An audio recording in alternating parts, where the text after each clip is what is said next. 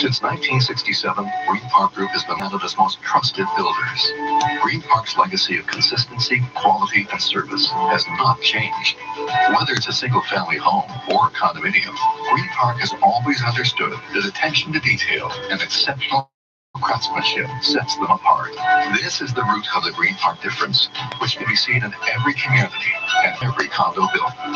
Building all across the GTA. Visit greenparkgroup.ca. 680 News Time 10:48. It was 1 year ago the World Health Organization declared a global pandemic. The Prime Minister and other federal politicians rose in the House of Commons to mark a national day of observance of COVID-19. 680's Parliament Hill reporter Cormac McSweeney has more. 12 months ago, Canadians' lives were forever changed. It has been a tough year, a heartbreaking. Prime Minister Justin Trudeau says the more than 22,000 people who lost their lives were loved and will be remembered. Barbara Schneider's mother died last April of COVID-19, and she tells us the hardest part was not being allowed to be with her in those final moments. And that I will never be able to accept. And everyone should have their loved ones with them. The Prime Minister says the light through the dark times has been the resilience of Canadians who pulled together and did their part to battle this virus. Compassion and community, sacrifice and solidarity. This is where we find meaning in the depths of grief. Opposition leaders echoing those thoughts, but also offering criticisms of the government's response to the long-term care Just don't forget he's a drama teacher. Cormac McSweeney, Parliament Hill. 4 former U.S. presidents are urging Americans to get vaccinated as soon as COVID-19 doses are available to them. Barack Obama, George W. Bush, Bill Clinton, and Jimmy Carter are appearing in a public service announcement as part of a campaign to overcome hesitancy about the shots. Get vaccinated when it's available to you. So roll up your sleeve and do your part. This is our shot. Now it's up to you. And all 4 of the former presidents received doses of the COVID-19 vaccines. Coming up, traffic and weather together on the ones, and Toronto police investigating another noose found at a construction site. 680 News Time 10:50. This spot is dedicated to Jamie and Nora, a couple whose love for golden doodles and golf, and obscure Scandinavian folk metal, and late 90s sitcoms makes them a totally one-of-a-kind match. And at Spence Diamonds, we celebrate love in all its forms. With thousands of excellent cut Canadian-made designs, find an engagement ring as unique as your love. Spence Diamonds, open now in Vaughan, Scarborough, and Mississauga. Get hooked on Bolt Plus. Bolt Plus is your fastener specialist, plus so much more. Check out their massive showroom filled with an extensive inventory of industrial and safety supplies, such as abrasives, adhesives, and lubricants, anchors, storage bins, paints and coatings, cutting tools, chain hooks, and wire rope, plus a huge stock of DeWalt and Milwaukee power tools. Let their knowledgeable staff source your hard-to-find items. Bolt Plus, proudly Canadian-owned and operated, many locations to serve you. Shop online, boltplus.ca. 680 News Time 10:51. And we'll look at the Your Drive. Here is Craig Gear. This report is brought to you by Friday Harbor, eastbound 401 and westbound 401 collector ramps to the 404 shut down for maintenance. Westbound 401 at Brock Street and Whitby, 2 left lanes are closed down. And then through Markham Road in the Express, you've got 2 left lanes blocked off through this construction stretch as well. Westbound 401, a stalled vehicle at Bayview in the Express is in the right lane. Southbound 400, minor delays approaching Aurora Road now with the construction in the 2 left lanes. With the Shepherd ramps to the south 404 closed for maintenance, and the westbound Rathburn ramp to the south 427, that's also closed. South 404, a new ramp closure just coming in now. It's the westbound Highway 7 ramp on the 404 south closed down. Get away to Friday Harbor and get back to the things you love. Discover resort living with move-in ready townhomes and condominiums. Friday Harbor, come for the day or lifetime. Friday, I'm in love. Next report at 11:01 with the forecast. Here's Natasha Ramsahai. The cold front that brought our thunderstorms today, that is gone, and in its wake, we're dropping to -1, wind chill -6 tonight. Now, tomorrow's partly cloudy, lots of sun in the morning, a high of 11 degrees and falling as those winds turn around to the northwest late in the day. It is going to also bring in some cooler air and flurries to the north and east. Mainly sunny Saturday and 6 degrees, and watch for flurries on Sunday morning. Things could be a little bit slick to start off the day. A windy day out of the north and a high of 4 degrees. Tonight, we're down to a low of -1. Downtown Toronto right now, a clear sky at 9 degrees, 8 degrees in clear at Pearson Airport. This extended forecast is brought to you by Dynamic Funds. You said you Being gave the active is teaser better about the than new being squad. reactive. Dynamic Funds doesn't just take what the market gives. Ask a financial advisor about active management and learn more at dynamic.ca/advice. Coming up at 11 o'clock, the latest on new modeling data showing that if we want to have a carefree summer, we need to be extra cautious as the spread of variants continues to rise. Health officials warning that if we don't contain variants over the next few weeks, we could see case counts grow to at least 8,000 new cases a day, pushing us into a third wave.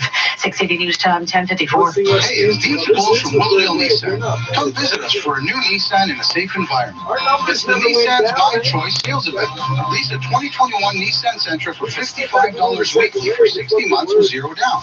Or a 2021 Nissan Versa for $199 monthly for 60 months with zero down. Plus, if you need to sell your car, we'll buy it. The My Choice sales event at Willowdale Nissan, Canada's largest Nissan retailer, and your Nissan GTA headquarters. Visit willowdalenissan.com. Know the moment it happens.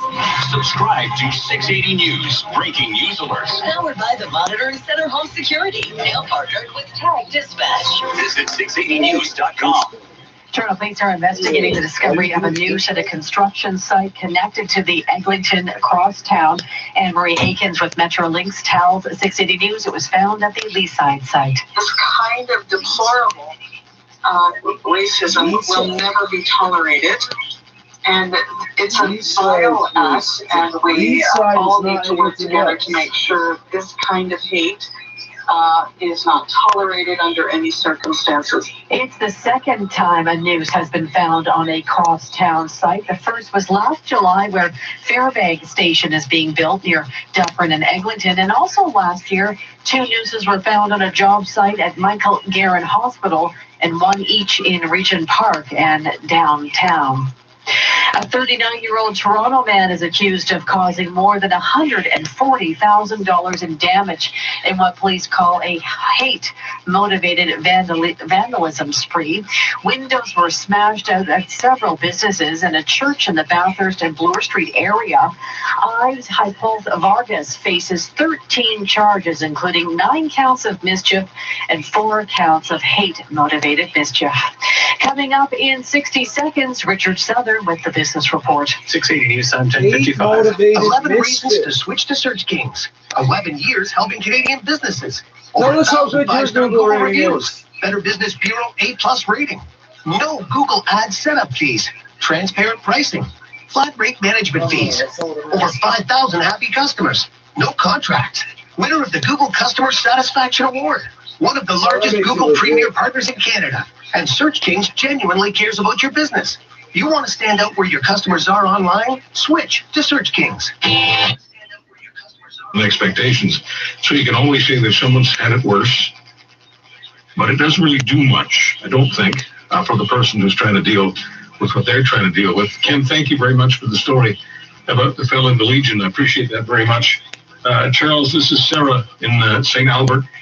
I'm doing okay. Feeling stronger than I did at the beginning of the journey. I do my best to stay focused on reaching my goals despite the challenges that life puts in the path. I know I'm growing, and Charles, thank you so much for asking. Sarah, thank you so much for texting. Our conversation changes in just a few moments to an emergency doctor and what he's dealing with right now in Toronto. This is Charles Angler. Tonight. Every day in Canada, 3,000 mortgages renew. Important announcement. If your mortgage renews in the next 90 days, contact Butler On n'est pas juste un... On veut mettre l'humain avant le profit. But who knows, it could have. Yes, our American economic system has brought greater material means for happiness to more people than any other system the world has ever known. So, congratulations to the retailers of America for helping to boost the good things in our American way of life. Let's remember that the better we all produce, the better we all live.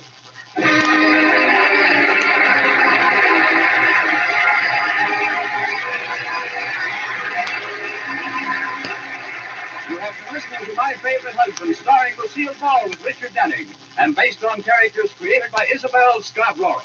Tonight's transcribed program was produced and directed by Jess Oppenheimer, who wrote the script. weekly jobless payments numbers came in slightly better than expected, so the markets shared that.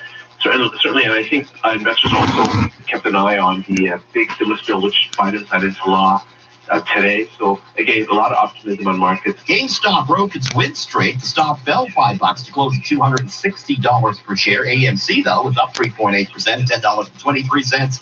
And another one of the meme stocks, BlackBerry, higher, $13.36. The Canadian dollar jumps to a two-week high of 79.75 cents U.S.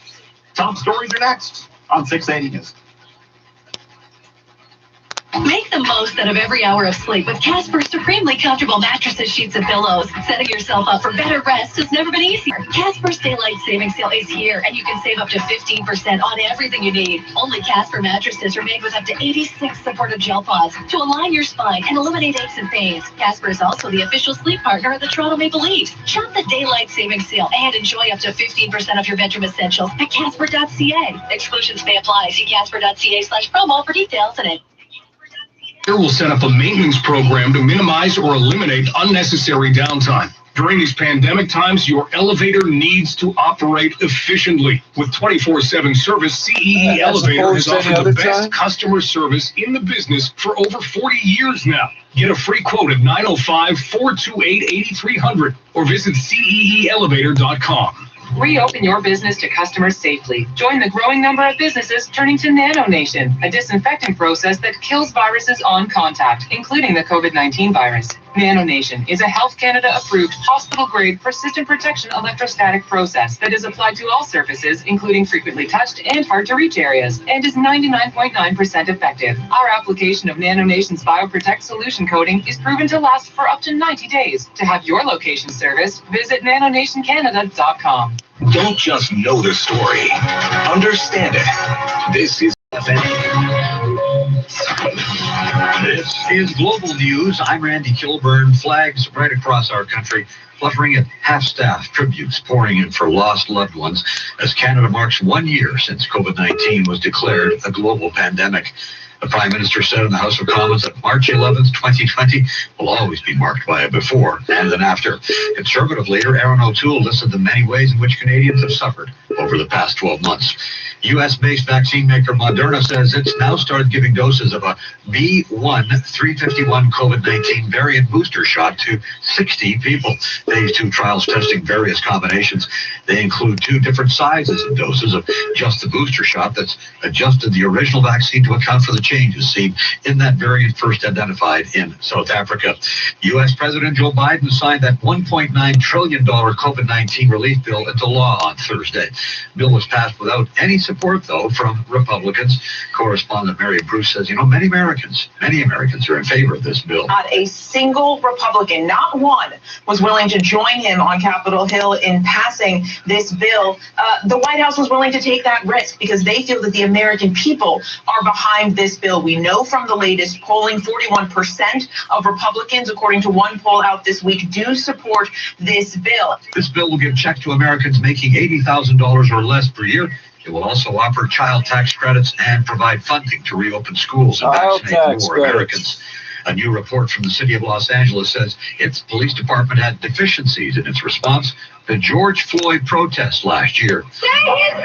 George Floyd! Like many cities, LA experienced days of sometimes violent protests last year. Now, an after-action review commissioned by the LA City Council finds the LAPD made mistakes, that the department did not expect protests to become violent, did not plan appropriately, that there was confusion with command and control. The report finding people were arrested and held for infractions that they should have only been cited for, and that officers who were not trained well enough used less lethal weapons, injuring protesters. Alex Stone, ABC News, Los Angeles. An independent UN rights expert is citing credible reports that Myanmar security forces have killed at least 70 people. Speaking to the UN-backed Human Rights Council, the UN Special Rapporteur on Myanmar, Thomas Andrews, says violence against protesters, even people sitting peacefully in their homes, it's rising.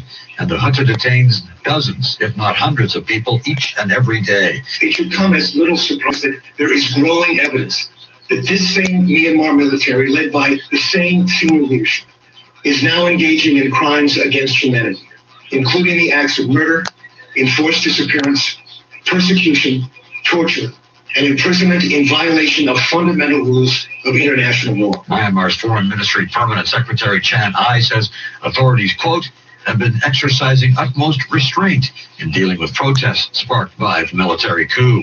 All right, in sports, super busy night in the NHL, 10 games on the schedule, including Calgary hosting Montreal. Daryl Sutter is back behind the bench for the first time since 2006, coaching the Flames in that one. Here are the final scores so far. Maple Leafs beat Winnipeg 4-3 in overtime in Toronto. Florida 5-4 winners in overtime as well against Columbus. Boston blanked the Rangers 4-0. Pittsburgh easy 5-2 winners over Buffalo. Ability to control the rate of spread will determine whether we return to normal or we face a third wave of infections. We know it works. Continued masking and distancing are essential to controlling variants of concern. According to the modeling, high volumes of postponed care and missed screening and preventative care mean that there will be a substantial and prolonged surge in need for care across sectors. Health officials stress our actions now affect our ability to access care later. I'm Phil Martino. 680 News Time, 11:04. The House of Commons tonight passing a revised version of Bill C-7 to expand access to medical assistance in dying. This revision, which passed by a vote of 180 to 149, eventually include people suffering solely from mental illnesses. Previously, assisted dying was only permitted for those experiencing intolerable suffering whose natural death is reasonably foreseeable. This bill is intended to change that to mirror a 2019 Quebec Superior Court ruling, which struck down that provision. The government had rejected an amendment from earlier this year to allow advance requests for assisted dying, but he is proposing a 2-year limit on requests for those living with mental illness. The revised bill now heads back to the Senate for another round of approvals. 680 News Time, 11:05. A man is in hospital after a hit and run in Scarborough tonight. It happened at Victoria Park Avenue and Consumers Road near Shepherd Avenue just around 11 o'clock. Police say the vehicle fled the scene after hitting the pedestrian. The victim's injuries are believed to be serious but non-life-threatening. Constable Alex Lee tells 680 News officers are speaking with witnesses in an effort to find the person responsible. What I would like to do at this point is appeal to the public. Anybody that was in that area at approximately 8 p.m. Again, the intersection was Victoria Park Avenue and Consumers Road. If there were any witnesses or anybody operating a motor vehicle with a dash cam, to please contact police. Stay with 680 News for more on this developing story. More than 300 pharmacies across the province busy rolling out vaccines today, but at 680's Mark Douglas tells us the first day of me. It's a conversation we had with the woman in Toronto who's taking care of her disabled mom, who is going blind because she's had the need for eye surgery, and it was a year ago when they were first booked, and because of COVID, elective surgeries have been postponed, and she still hasn't gotten her surgery. And as I say, she's going blind. I don't know if you can personally do anything about this, but I just wonder if you could give me some sort of window. I mean, at some point, does an elective surgery not get called something else? And wouldn't this be one of those reasons to start naming it necessary or whatever the official word is, but to get her mom the help that she needs? Today.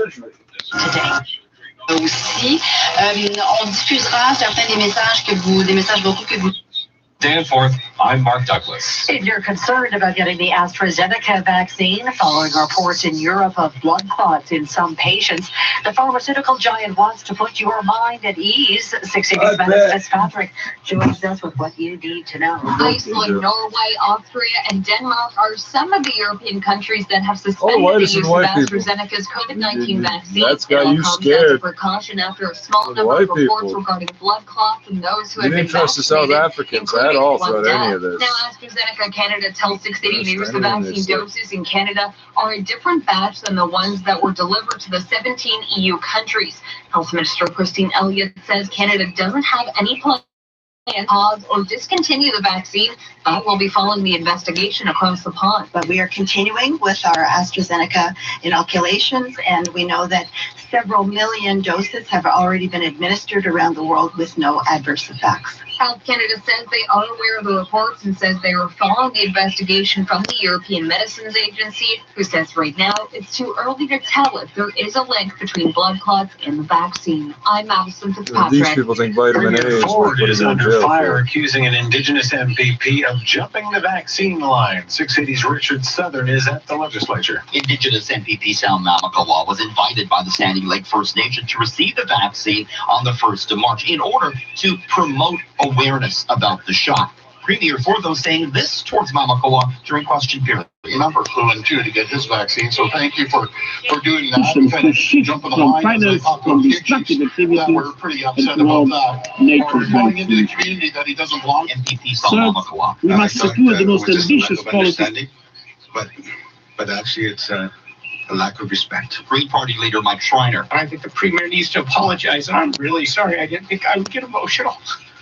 But I've been feeling numb ever since that moment happened. Deputy Premier Elliott. I think the Premier was just expressing a degree of frustration because he knows how important the work is that we're doing, working with Indigenous communities. At Queen's Park, I'm Richard Southern. 680 News Time 11:09. Molson Coors says it's the victim of a cyber attack. Molson Coors Beverage Company says its brewing operations and shipments have been disrupted by a cyber attack. Revelation came in a regulatory filing. Molson Coors operates 7 breweries and packaging plants in the U.S., 3 in Canada, and 10 in Europe. The company did not say how many facilities were affected. In addition to Molson and Coors, the company's brands include Miller Lite, Pilsner Urquell, and Blue Moon. Molson Coors didn't say if the cyber attack is related to a global hack of servers running Microsoft Exchange email software. I'm Mike Ross here. Was it Norway Parliament or Swedish Parliament or something? 680 News Time 11:10. Your news now on your radio, online, and on your smart speaker. Play.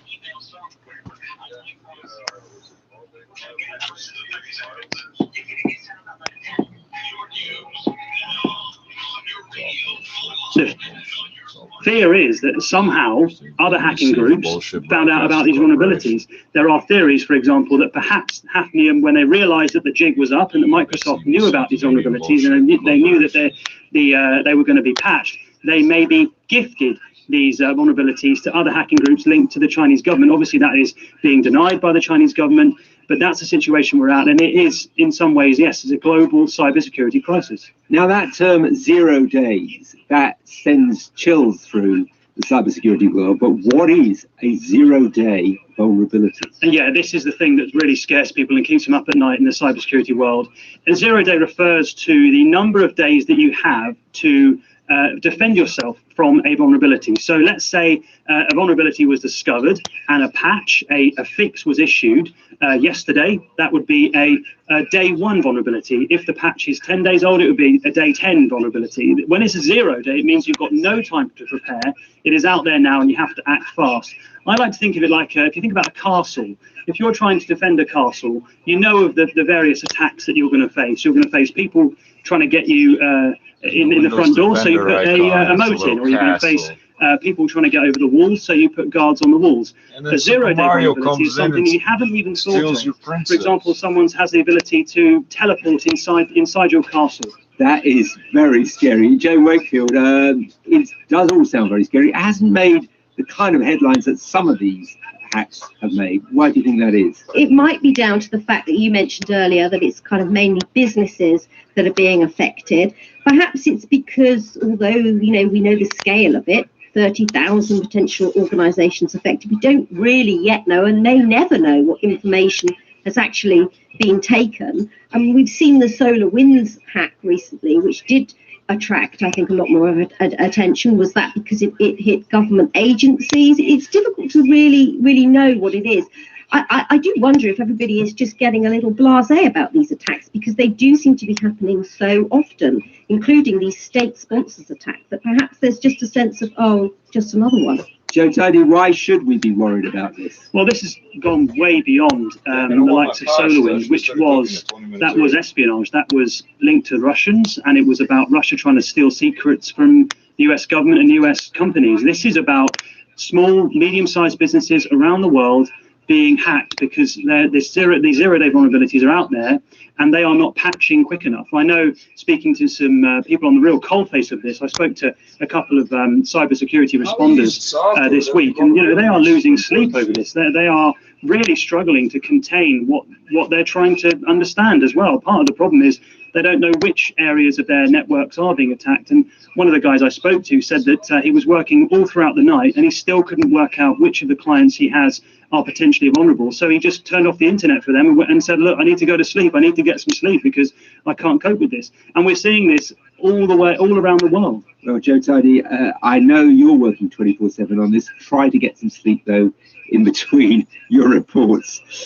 Now, let's have a look at some of the week's other big tech stories with Jane Wakefield. Jane, quite suddenly, Roblox is the world's most valuable games company. What is it, and what exactly has happened? So Roblox is a gaming platform, and if you're over the age of 12, then you're quite likely never to have heard of it, but it's extraordinarily popular with young children, and it has just hit the New York Stock Exchange, starting off with a value of $30 billion and rising in that first day of trading to $47 billion, outstripping the value of far more established donate that $1 or even more online. Food items can be dropped off at Mississauga Fire Hall. This spring food drive runs until April 11th. Your headlines are next. 680 News Time 11:14. If there's one vehicle made for winter in Canada, it's a Subaru. Whether it's rain, sleet, or snow, symmetrical all-wheel drive works full-time to give you all the traction you need to be safe on the road. And if there's one dealership ready to help you through this winter, it's your local Subaru dealer. By ensuring all safety protocols are in place, we've made shopping for a Subaru as safe as driving one. 19, this is a good time to come. Dr. Prasada is fabulous at answering his questions. What I love most about him is if he doesn't have an answer, he won't give you one. If he doesn't know, he's adult enough to say, I don't know. But he may know the answer to your question and comment right now at 1-877-399-9898. The emergency room, Dr. Kashif Prasada, based in Toronto. Our number is 1-877-399-9898. That's Canadian common sense. This is Charles Adler tonight. You can't expect me to stand here and say I'm confident that there's nothing to be afraid of when everyone should be afraid. Tuesday. You know, I missed my favorite scrub nurse in OR today, JJ. He passed away at the hospital on the stage. Here are the top stories this hour. With vaccinations now underway in Ontario, new modeling shows there is still, though, a concerning rise in the spread of COVID-19, especially when it comes to variants of concern. That is why the next few weeks are more important than ever to keep up public health guidelines until we can get all of our shots. Revisions to Bill C-7, Canada's assisted dying legislation, gets the green light tonight in the House of Commons, which includes a provision to allow access to those that are living solely with mental illness. The bill heads to the Senate for the next round of approvals. And a man is in hospital with serious injuries after he was struck by a vehicle near Victoria Park in Shepherd and Scarborough. The driver did not remain at the scene. Police are asking for witnesses to come forward. Or be lazy with the most important investment in your life, your home. You've probably heard that homes have been selling. The market's hot. The listing inventory is low. Some sellers may even think that an agent can sell their home. That may be true in this market, but what's also true is you can lose tens of thousands and even 100 agents and rising. Parce que quand Brian Mulroney rencontre quelqu'un dans un cocktail, c'est la personne la plus importante au monde. C'est pas compliqué, là. Il a ce tour de te faire sentir, là, tu sais, tu te sens bien. En 3 minutes, je présume, là. Tu te présentes à d'autres, mais ça dure 5 minutes. Là, mais là, tout à coup, on voit, lui met la main dans le dos, en voulant dire, là, il faut que tu penses à quelqu'un d'autre. C'est un art. C'est un art. Quelqu'un qui est dans un cocktail est capable de rencontrer tout le monde et puis mais ça c'est pas une discussion ça là, c'est vraiment une petite conversation là, tu sais, d'admission. Sophie, pour une bonne discussion et ou conversation, là, je pense, moi je mise beaucoup sur le regard. Je pense qu'on a besoin de se regarder dans les yeux, ce qui n'est pas non plus donné à tout le monde. C'est important d'avoir cette connexion-là au niveau du regard, puis d'être bien. C'est pour ça que là, on... To history, to true crime, and more. It's all waiting for you now. Silver Cross is dedicated to helping you stay mobile in the comfort of your home for as long as possible. From medical beds to stair lifts to home lifts, wheelchairs to walkers, Silver Cross has all kinds of ways to help you stay in your home longer. Right now, you can even buy a stair lift online, including professional installation. Visit silvercrossstores.com today and connect with an expert, because is where you Because now their winter sale is here and you can save up to 15% on Supreme League. They're all on commercial at the same time.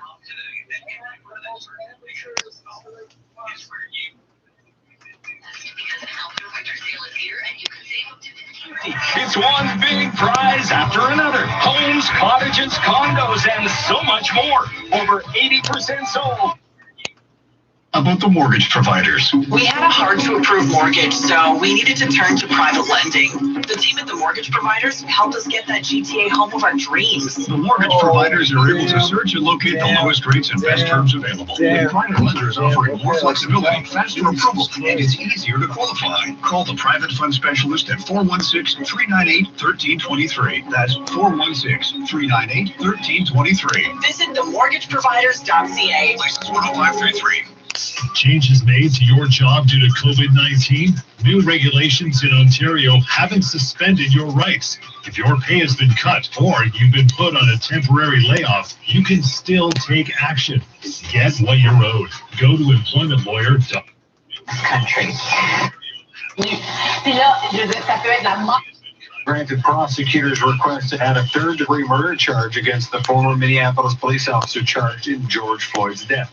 Judge Peter Cahill says because the State Court of Appeals has upheld a third-degree murder conviction in another case, precedent has been established. This is a legal principle that they've established now as precedent.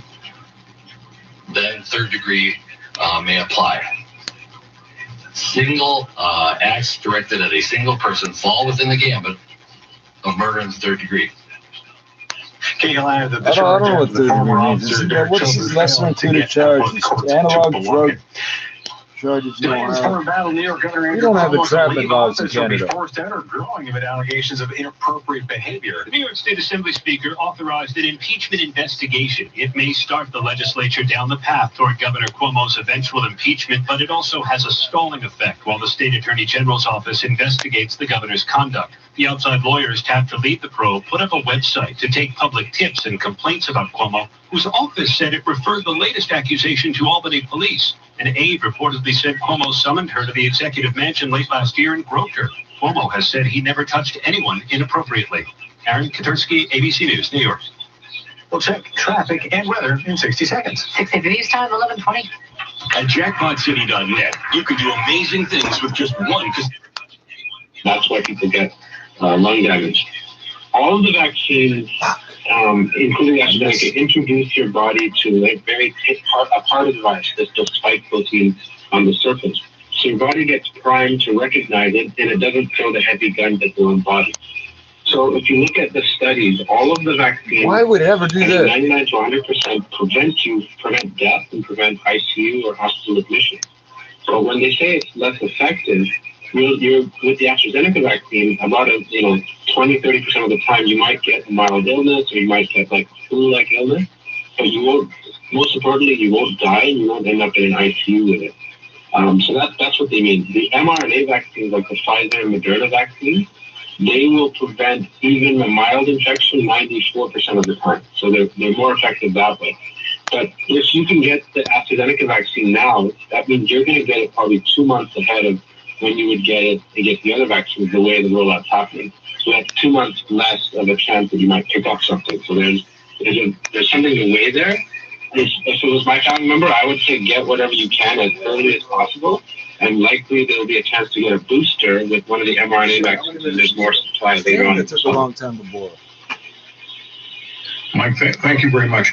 So, Dr. Brisson, are you saying that you can get a first dose of AstraZeneca, which is not an mRNA vaccine, just to be clear? It's not like Pfizer and Moderna. You can get an AstraZeneca, and then when it comes time for the booster, you can get a Moderna or a Pfizer. If you're into the AstraZeneca thing, you don't have to have only AstraZeneca as your second dose? It's not official yet, but there's possibility that could be a protocol in the future. There's no scientific reason why you can't mix and match that way. All of the vaccines work on the same principles, trying to acquaint you with one of the proteins in the virus of the spike protein. All of the vaccines have targeted that. Making this up as you're going, why they can't. It's all going to go very wrong. Second dose could be a different type of vaccine. So, but the main point is the AstraZeneca vaccine will prevent you from ending up in the ICU. It will prevent you from ending up in the hospital needing oxygen. So it's not like something is better than nothing. It's a lot better than nothing. It can be a lot better. Like if I could get that for my family right now, I would take it in an instant because I know that their turn will be in the next month or two, depending on their age. And if I could protect them today, like I would take that right now. And Britain, which is doing better at vaccinations than most countries, in Britain, the overwhelming majority of people have been getting AstraZeneca. I think a third to half, because they have local production. They started, like this is something that we didn't do. Like they started, setting up facilities to build a vaccine that was designed at Oxford University. So, which is the AstraZeneca one. So they were smart, and so they have a lot of local production. Australia is doing the same thing as well. So they've got a handle on it too. But that's too late for us, I guess, until that company from Alberta, Providence, starts making things in the fall. And there's another, we talked to a doctor at the University of Alberta. He's a cancer researcher, and he's got a company, and they're going into trials any day now.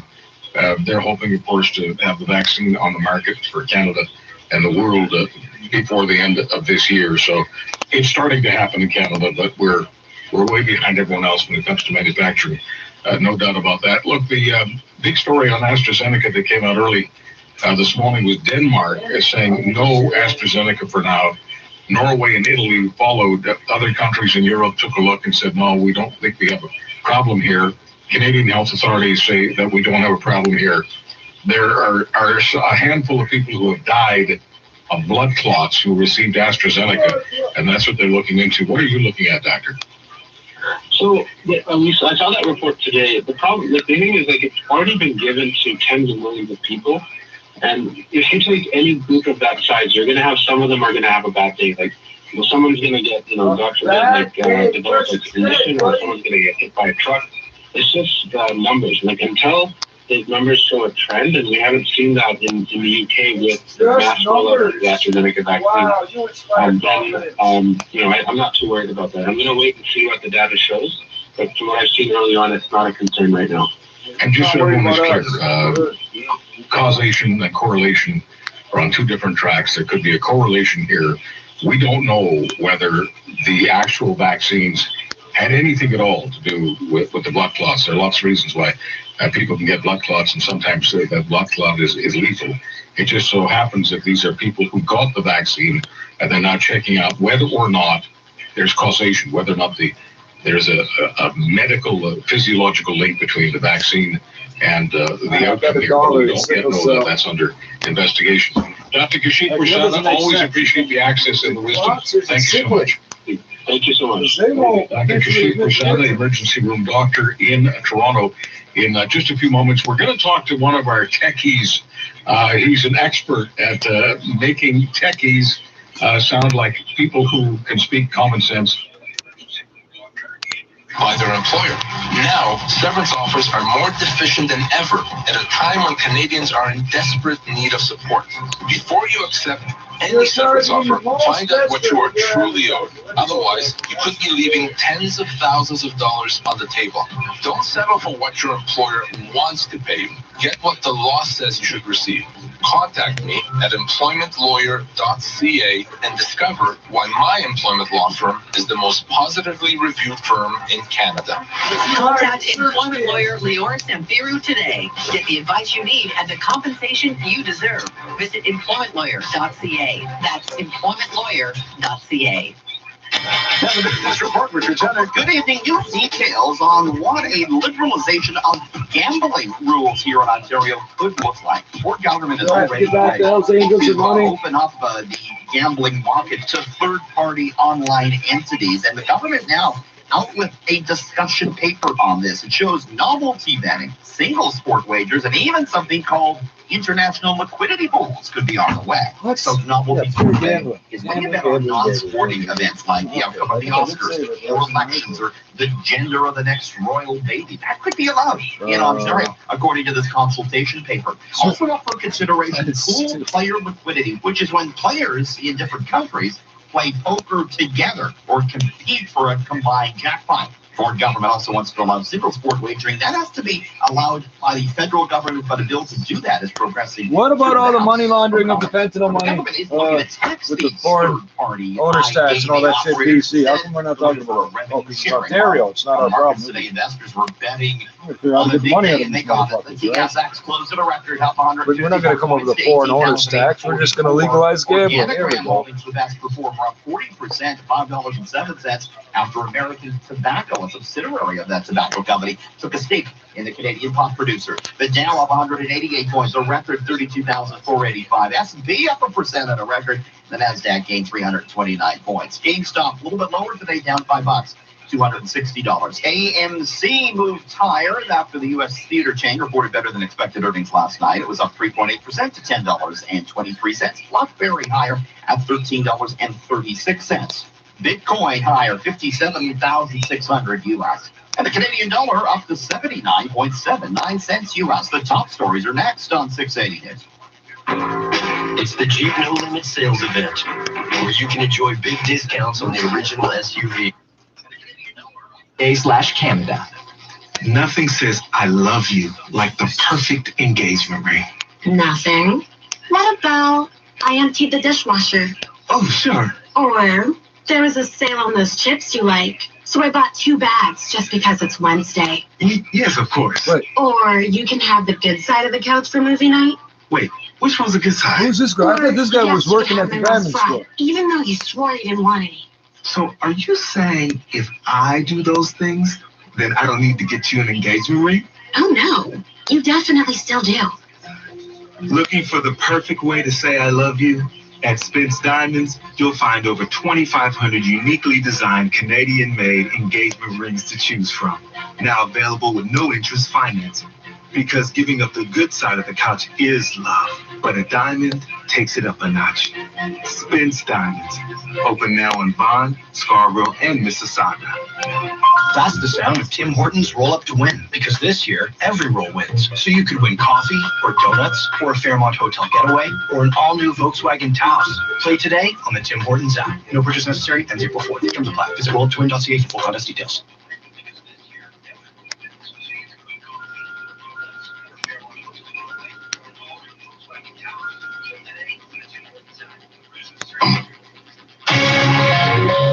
What the fuck was that? I'm Randy Kilburn. With the support of the Bloc Québécois, the minority Liberal government has moved to ensure a bill to expand access to medical assistance in dying. It's put to a final vote in the House of Commons. Justice Minister David Lametti says he didn't want a cut-off debate, but he also says the Conservative opposition really gave the government no choice here. We are a significant step closer to passing needed changes to the medical assistance in dying regime by the court's deadline of March 26th.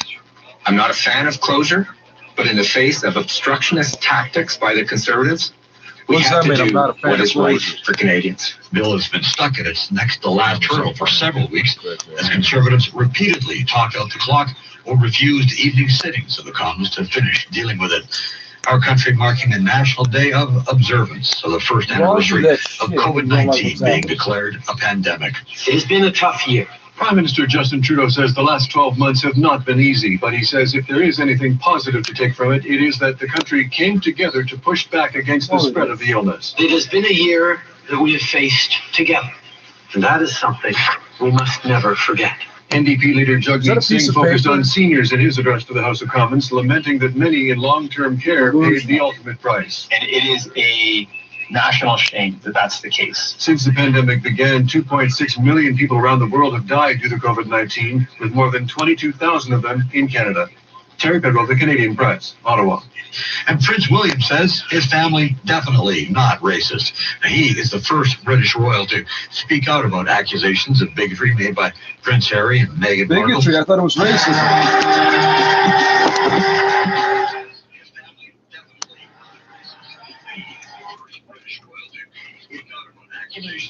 Overnight tonight, down to a low of -1. Downtown Toronto right now, clear and 9 degrees. 680 News Time, 11:32. Some sobering news on the one-year anniversary of the pandemic. Ontario health officials warning that modeling data shows the spread of variants continues to pick up speed and could lead to some dangerously high case counts in the next few weeks if we are not extra vigilant. Going up into his Martino face. has more. Dr. Steiny Brown says we have had clear success with vaccination in long-term care homes. There have been no deaths in the last 5 days. Deaths and cases are at a very low level now in these homes. And there's emerging evidence that vaccination not only reduces the risk of death and hospitalization, it also reduces the risks of catching and passing on the disease. But Brown says there are still dangers ahead. Mobility is starting to increase again. Cases are going up in most public health units, and variants of concern are on the rise. Controlling COVID-19 is not a mystery. When we see these increases, we know exactly what to do. Masking and social distancing are a safety net and will help keep spread down. The projections show the best case scenario in 3 weeks is just below 2,000 cases a day. Worst case would be up to 8,000 cases a day by April 2nd. I'm Phil Martino. This is All News Radio. More people will eventually get access to medically assisted dying after a vote in Ottawa tonight.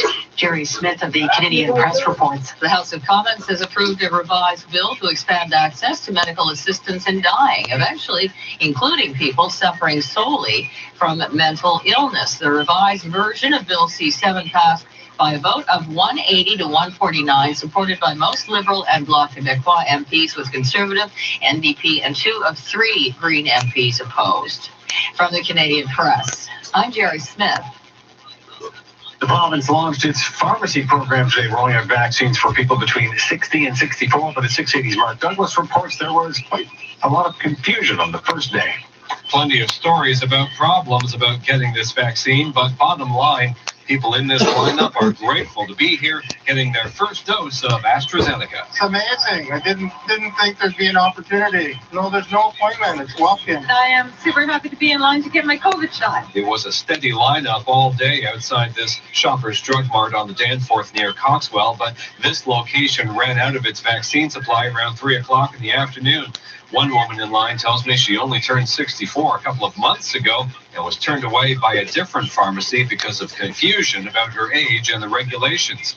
And a lot of people in line here scrambled to get here at the last minute because they didn't know they could get this dose now. I just saw it on TV. Are you going to start it in the news? Yeah, a friend texted me. Socially connected with people that we want to follow. And we also have mobile devices, whether it's our laptops, our tablets, or even our smartphones, that allow us to work remotely. And that's what we saw. You know, this being the 1-year anniversary of the start of the pandemic, we saw a huge societal shift as everyone migrated back into their homes with all of their work equipment and essentially had to make their living rooms and their homes, you know, a classroom, a workplace, and of course, their homes all at the same time. And we did this collectively all in the span of months, just about a year ago. How important has, I'll just use 2 examples here, words that we didn't hear very much before COVID. FaceTime and Zoom. Let's start with FaceTime. How important has FaceTime been? Our AstraZeneca inoculations, and we know that several million doses have already been administered around the world with no adverse effects. Health Canada says they are aware of these events and would like to reassure Canadians that the benefits of the vaccine continue to outweigh its risks. They add at this time there is no indication that the vaccine caused these events. I'm Madison Fitzpatrick. So the controversy at Queen's Park today as the Premier accused an Indigenous MPP of jumping the vaccine line. 680's at Richard Southern is at the legislature. Indigenous MPP Sal Mamakawa was invited to receive the vaccine at the beginning of March by an Indigenous community. He was asking the Premier about shots for those communities in question period when Ford said this. Not only did Orange fly in, but the member flew in too to get his vaccines and kind of jump in the line as I talked to a few chiefs that were pretty upset about that. Or flying into a community that he doesn't want. Mamakawa says he was invited to receive the vaccine and decided to go ahead because he wanted to spread awareness about it. I think those comments are, undermining, but also damaging to the vaccination efforts that we're trying to do. The whole situation left Green Party leader Mike Schreiner in tears. I've been feeling numb ever since that moment happened. Ontarians are better than this. I guarantee you we're better than this. Deputy Premier Elliott says the Premier was just frustrated. But we still are asking all people to please wait until your turn comes in the priorities. That Queen's Park coverage Now, yourself. why did you come back U.S. to that? President Joe Biden is urging Americans to stick with the rules in his first primetime address since taking office and on the one-year anniversary of the beginning of the pandemic. He says his administration has been able to procure enough vaccine doses to soon lift the age requirements for getting vaccinated. I will direct all states, tribes, and territories to make all adults, people 18 and over, eligible to be vaccinated no later than May 1. Let me say that again. All adult Americans will be eligible to get a vaccine no later than May 1. That's much earlier than expected. However, he also warns restrictions may have to be reinstated if Americans fail to stay vigilant about social distancing and other precautions to help stem the virus. Toronto police are on the hunt for a driver that took off after hitting a man in Scarborough. Constable Alex Lee tells 680 News the call came in around 8 o'clock tonight. Our officers arrived on scene along with Toronto paramedics and had located an adult male suffering from injuries. These injuries were checked by our paramedics and they were deemed serious but not life-threatening. As a result of that, the individual has been transported to a local hospital. There is a heavy police presence in that area. While police speak with witnesses, they have yet to provide a description of the vehicle or suspect. Anyone with information is asked to contact police. Coming up in 30 seconds, we'll take a look at gas prices. 680 News Time, 11:39. With the Daily Grand Auto, you can win $1,000 a day for life. Wait, every single day? Yeah. So I'd start liking Mondays? Probably. But everybody hates Mondays. So I'd suddenly be an outcast, living on the fringes of society, a bizarre Monday-loving weirdo. But you get $1,000 every day for life. Then TGIM, baby, and every other day too. The Daily Grand Auto draws every Monday and Thursday. Buy tickets in store and online at olg.ca. Now the 60 gas price update.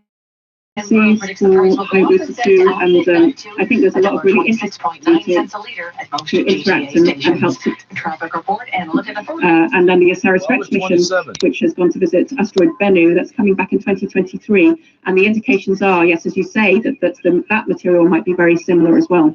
So it'll be really interesting to compare and contrast the meteorite materials with the sort of the raw materials that they bring back. Yes, exactly. It's going to be really exciting to compare it to the mission materials where we know exactly which asteroid that's come from. Well, as they dig into the Winchcombe meteorites details, Sarah promised to keep us posted. I was talking to Sarah Russell, Merit Researcher in Cosmic Mineralogy at the Natural History Museum in London. It's exactly 10 years since a deadly tsunami swept over Japan's Pacific coast, following a powerful magnitude 9.1 earthquake 200 kilometers offshore. At least 15,000 perished, and whole coastal communities were overwhelmed by the water, despite the huge fortifications that Japanese engineers had built to hold back the waves. Yeah, you can't hold waves back with a wall. That's not how that works. In 1933, the small harbour town of Taro in the northeast of Japan was hit by an enormous tsunami, a 10-meter tsunami. How the fuck do you not know that? And immediately after that event, the next year, they built an enormous harbour wall. It stretches all the way across the harbour. I should say that's about 2 kilometres across, made of extraordinarily thick concrete. It looks a bit like a fortification on the Atlantic coast from it went up in the air. And it's absolutely massive, built to withstand a repeat of that event. The trouble is that what happened on March the 11th, the water was higher than that. It poured over the top of the water was barrier, 20 feet lower than that. It would still come up over that. You've made an inclined plane. How the fuck simple is that? Just a scene of utter desolation.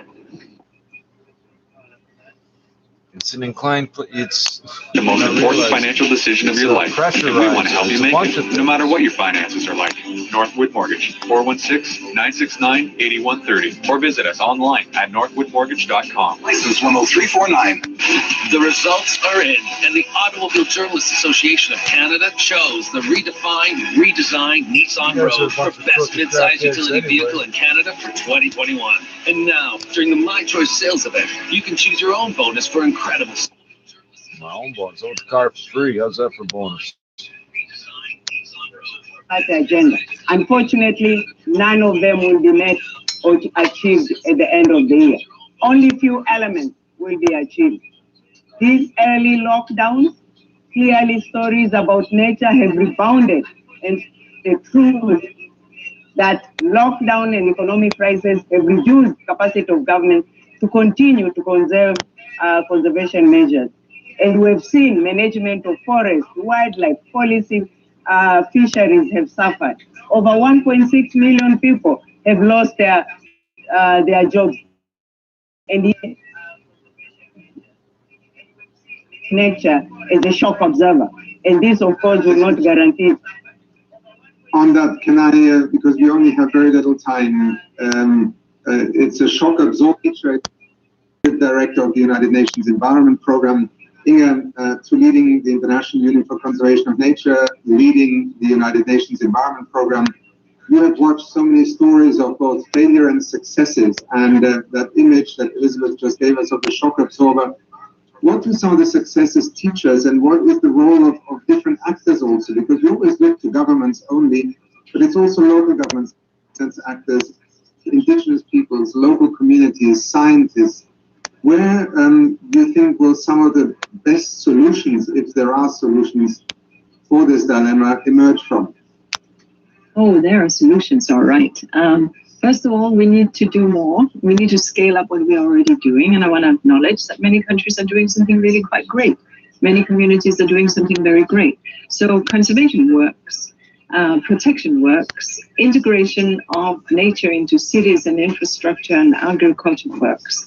So that's the first thing, do more of that. Right now, because of our unsustainable production and consumption, we are driving these three planetary crises. The Secretary General just spoke of them, the climate crisis, the biodiversity crisis, and of course the pollution crisis. To turn this around, we need to rethink how we produce and how we consume. And that means dealing with food systems, with infrastructure in cities, with energy systems. And we can. That's the thing. It's entirely in our hands. Second point that we need to do is we need to restore. And Secretary General spoke about the Great Green Wall in Africa as one of those brilliant examples. Today, 2 billion hectares of degraded land exist, and only 2% of what we could restore is being restored. And here the GF and GCF is doing a great job in funding this, but we need more funding into this space. 3, we clearly need to remove some of these disincentives for taking the right actions. We are putting our subsidies in the wrong place. We should incentivize some of these nature positive things. We should regulate. And I have just 2 more points, and then I will be done in 30 seconds more. So, indigenous peoples are critical, right? You mentioned that they are the stewards of nature. Let's recall that they are the owners or managers of about 1/4 of global land area and 1/3 of protected areas. So safeguarding their rights to their lands is part of safeguarding biodiversity. And finally, a former colleague of mine from IUCN invented the word "at-uppable," and I'm going to quote her on that, because the targets that we will agree in Kunming must be at-uppable. They have to be such that we can have them at the national scale, at the community scale, but at the global scale. We at UNEP issue the GAP report, you know very well. Somebody will come out once you add it up and say, we need to stretch a little more and hold up the mirror as we go through this next decade of action. Thank you. Thank you, and let me turn back to Anna Maria for a moment. I perhaps for those who may not be familiar with IPBES as much it is, perhaps at the moment the little brother, but will soon be the big sister to the climate IPCC partner. But in 1 minute now to each of you, Anna Maria, give me one example from your recent IPBES report about what works. What did you find that you consider to be transformative? It doesn't have to be the only thing, but one thing that stood out in 1 minute, please. Okay, in 1 minute is very short time, but first, we have to work collectively. Everybody, we have government, individuals, private sector, academia, IPLCs. We need to address the root causes of biodiversity loss. It works. And also, we have to integrate biodiversity and nature in all policies, and we have to work with all sectors, not only environment, but also agriculture, fisheries, finances, etc. We have to work in the scenarios in a win-win situation. For example, the humanity could fit properly with both climate and biodiversity targets achieved through measures easy, such as changing diet, nature restoration, or the use of bioenergy systems that reduce the biodiversity loss or minimize. We have to learn to embrace a different vision of what a good life is. And we have also to practicing justice and inclusion in conservation amongst a lot of things. Are things that really are useful, are in place, and the solutions also are in nature, but as long as we take care of it. Thank you very much. So Elizabeth, let me turn to you with a reverse question. I mean, often in our global reports, yes, we have not met the Aichi targets, but as you often and you all know, there are some countries that have done extraordinary things. The expansion also of marine protected areas is an extraordinary success story. Hidden in these averages are very many things that have gone right. So why do we not succeed? What are we doing wrong in not achieving these targets? And again, the unfair request in 1 minute, the magic answer. We need to acknowledge first that there has been some progress, clearly indicating where conservation measures have been put in place. For instance, fisheries management have improved fisheries stock. Deforestation has improved by 30%.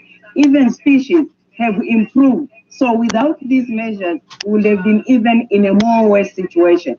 We need to learn from that and upscale these measures which have been have already been taken, and the statements we have read in the recent days which clearly indicate actions are taking place at national level in different spheres by different stakeholders. We need to upscale them. We need the whole of society, whole of government, one health approach to dealing with these issues. Nature is not just environment department. It cuts across and no boundaries. Thank you.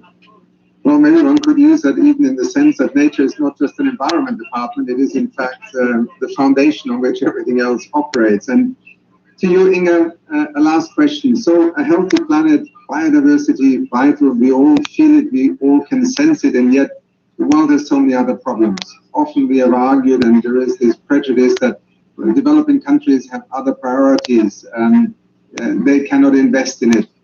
What would you say now in the midst of a pandemic also that would change that view that this is somehow a chronology that can, start with the pandemic, deal with poverty, and one day, yes, we'll also get round to saving the planet, having a healthy planet. What is, in essence, in 1 minute, your greatest argument of why this simply doesn't hold anymore? Well, there was a time when we thought we could pollute our way to wealth. We could extract in it, pave over, etc. We would have, and we thought that was the answer. If we've learned anything from these 3 planetary crises, it is that is certainly not the answer, and it's definitely not the answer to the SDGs. Certainly, COVID has told us and given us a very rude awakening that if you push nature into a corner, if you illegally trade species, if you extract and cut down tropical forests, we are seeing this rise, and we've heard it in the president of the GA's speech, of zoonosis. 75% of new diseases are zoonotic in nature. Now, COVID-19 is particularly efficient. So COVID-19 is here with us now and has exposed to us the risks.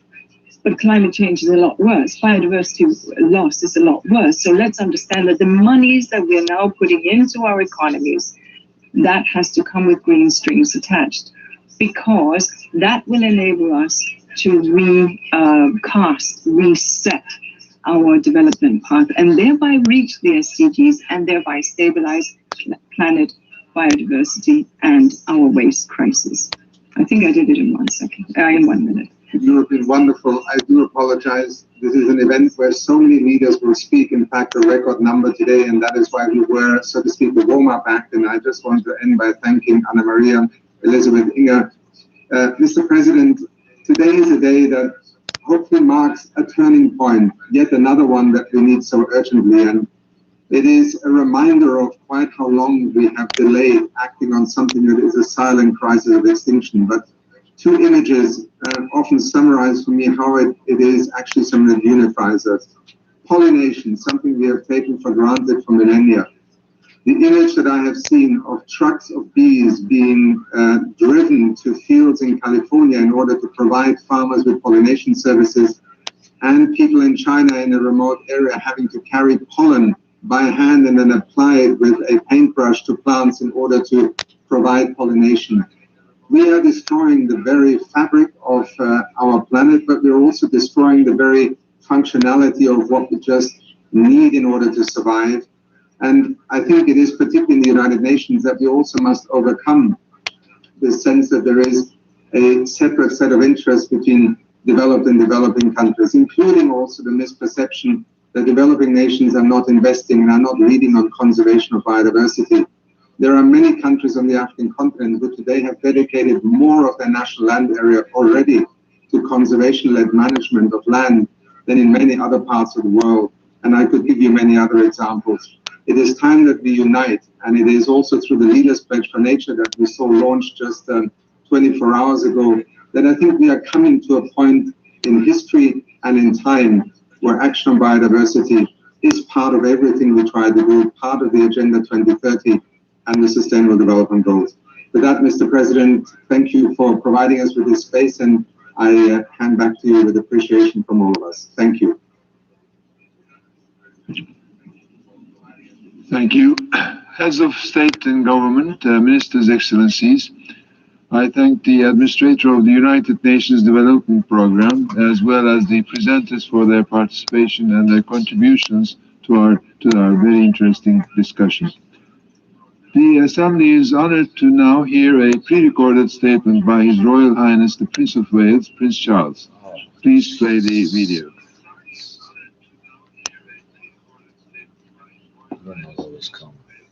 Kids these days, maybe they're on like TikTok or something, trying to lure people to, the thing is, all of us that grew up on Saturday morning cartoons. This is the days before we had all these channels, and we had cartoon channels 24/7. So the cartoons used to be on Saturday morning, and they were always sponsored by the cereal companies and chocolate bar companies and other companies. The point is, you watched, say, 2 or 3 hours of cartoons, and you got fed a steady diet of messages telling you that you needed to have more sugar in your system. That's the so-called kid shows were actually, I don't want to use the word poison, but let's face it, they were part and parcel of the so-called childhood obesity epidemic. That didn't start till you started giving them all artificial sweeteners and flavors. Came onto the scene, and then you look at lie about that all you want. Commercials, and especially commercials catered towards children. It's no wonder kids, were making bad food choices because we were just obese kids around us. These cereal commercials as kids. I didn't even know it was a healthy breakfast. I don't remember it being an obesity epidemic in school. I grew up on that. He's pretending to be from a time period he's not normally see 100% full-length transcripts. And this is really because of the way we make it, which is we use a DNA template and use an enzyme to make RNA molecules from that DNA template. And so the enzymes that we have are really good. They're high fidelity, which means they're really accurate in copying that DNA template, but they're not perfect. So sometimes they fall off the template early and you get what are called aborted transcripts. So some of these incomplete RNA molecules don't actually come from degradation of the vaccine. They come from production of the RNA. So you really have kind of these shorter transcripts from both sides of the equation, right? So what's going into the vaccine, but also what is being, degraded once it's made. Coca-Cola is made with my local tap water. Really? Stressed to us was that, Actually, come from degradation of the vaccine, they come from production of the RNA. So you really have kind of these shorter transcripts from both sides of the equation, right? So what's going into the vaccine, but also what is being degraded once it's made. As basketball is 篮球, right? Exactly. 篮球. And court here also is 场 in Chinese. So it's 篮球场. 篮球场, basketball court. Now, Chris, I guess you might know the Chinese for soccer pitch. Well, let me see. I know soccer in Chinese is 足球. Right, 足球. So I think soccer pitch would be 足球场, right? Very good, Chris. 足球场, soccer pitch. Baseball diamond, 棒球场. Basketball court, 篮球场. Soccer pitch, 足球场. Yeah, Jay, is there a soccer pitch near here? Oh, I'm not sure. How about asking someone else for help? Not without telling me the Chinese first for the question. Okay, you can say, 这儿附近有足球场吗？这儿附近有足球场吗？这儿 here. 这儿附近 nearby. In the vicinity of somewhere. 附近有 to have. 有足球场 soccer pitch. 足球场吗 a question mark. 吗？这儿附近有足球场吗？这儿附近有足球场吗？ Is there a soccer pitch near here? 这儿附近有足球场吗？有，在马路对面就有一个足球场。Where can I find a basketball court? Yeah, Jia, how do I say that in Chinese? Oh, it's 哪儿有篮球场？哪儿有篮球场？ Where means 哪儿？哪儿有 to have. 有篮球场 basketball court. 篮球场？哪儿有篮？ This is the BBC World Service, looking at the impact of COVID on working women in America. I'm Neda Tawfiq, and I'll be discovering how some female entrepreneurs... Today's show, but don't forget to answer our question of the day. How do you say, is there a soccer pitch near here in Chinese? 再见。再见。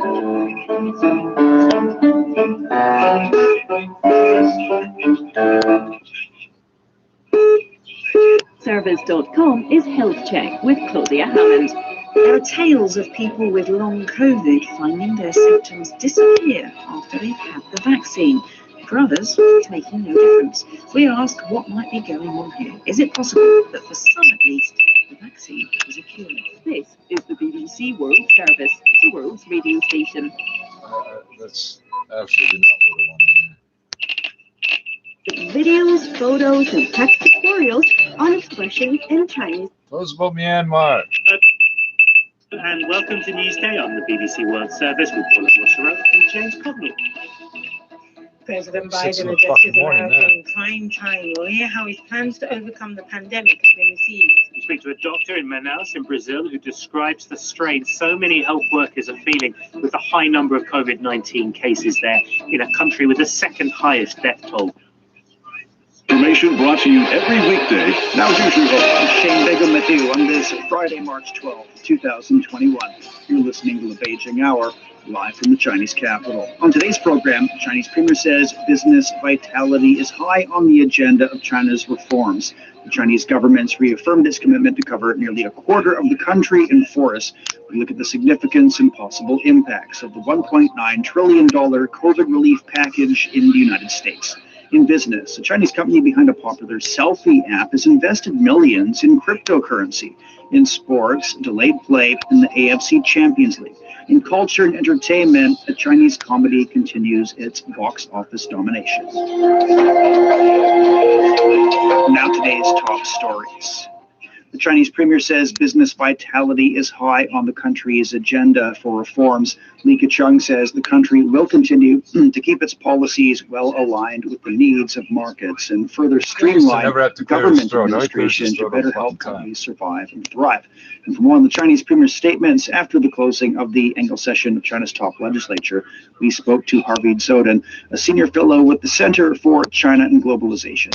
Now, the Chinese premier said employment remains a policy priority. So how will that contribute to China's steady economic growth and social harmony? Premier Li told the press conference that job creation was a top economic priority. Let's face it, more and higher quality jobs are key engines that will propel the Chinese economy to new heights by stimulating consumption, especially in this new era of the dual circulation strategy. At the same time, quality jobs also contribute. As the record 12.4 million people, nearly 60% of the population, suffer from food insecurity and hunger. That's double the number in 2018. And the pandemic has worsened the crisis, says the WFP's chief economist. It was 11:23 a.m. when we got to the 9th floor of the medical dental building, room 912. Dr. Marston? Yes, what is it? Police officers, doctor, like to talk to you. Oh, yes, I'm sorry. Daydreaming, I guess. I didn't hear you come in. Well, my name's Friday, doctor. This is my partner, Sergeant Romero. How do you do, gentlemen? It's about the missing persons report on your wife. You filed it yesterday. Yes, that's right, Sergeant. Certainly glad you came like that. He did it. Sorry. Mori is alleged to have accepted over $1 million in illegal contributions from the Brazilian construction firm Odebrecht to finance a past presidential bid. She denies wrongdoing and accuses prosecutors of trying to damage her run for president this year. Con más entusiasmo, con más fuerza. And certainly further enhance its status as a global creativity leader. It's not merely about the annual 7% increase in R&D funding, or about the government's announced tax incentives, although money certainly helps the creative juices flow. The thrust of where the premier is pointing is to further unleash creativity by removing barriers and constraints. These include giving scientists more autonomy in deciding how best to use funding, relying on market forces to drive innovation, and enhancing the role of private enterprises in innovation leadership, whether they're startups or established. It also includes the synergy that results from increased company to university cooperation within China and abroad where that's possible. To me, the poster child for all this is the privately held Huawei with more than 100,000 patents. That was the major reason the UN's World Intellectual Property Organization was able to anoint China as the world leader for the number of patents filed for 2 years in a row now. What do you think are the highlights of the 14th five-year plan for national economic and social development, which has now been adopted by the National People's Congress? Certainly taking innovation to the next level, as we just discussed, is one. In addition, implementing the dual circulation model that will stimulate the Chinese economy, increase China's supply chain independence, while at the same time cooperating with global partners on win-win collaborations in trade and services. Also, doubling national per capita GDP to $20,000 US in the next 5 years will be a really impressive feat. Still, another highlight is further improving healthcare to increase life expectancy at birth, a key socioeconomic indicator, by a full year. This would bring it level with the U.S., something that might astound your listeners. And one other thing is, I know that some believe that the five-year plan model follows a top-down approach, but nothing could be further from the truth. In fact, the current plan is a multi-year online and offline collaboration with significant input from all stakeholders. That was Harvey Zoden, a senior fellow at the Center for China and Globalization. Top Chinese and U.S. diplomats will meet in Alaska next Thursday and Friday. Senior Chinese diplomat Yang Jiechi and Foreign Minister Wang Yi will have talks with U.S. Secretary of State Antony Blinken, as well as U.S. National Security Advisor Jake Sullivan in Anchorage. That'll be their first in-person meetings since U.S. President Joe Biden took office. With more on this, Guanghao spoke to Professor Joseph Mahoney from East China Normal University.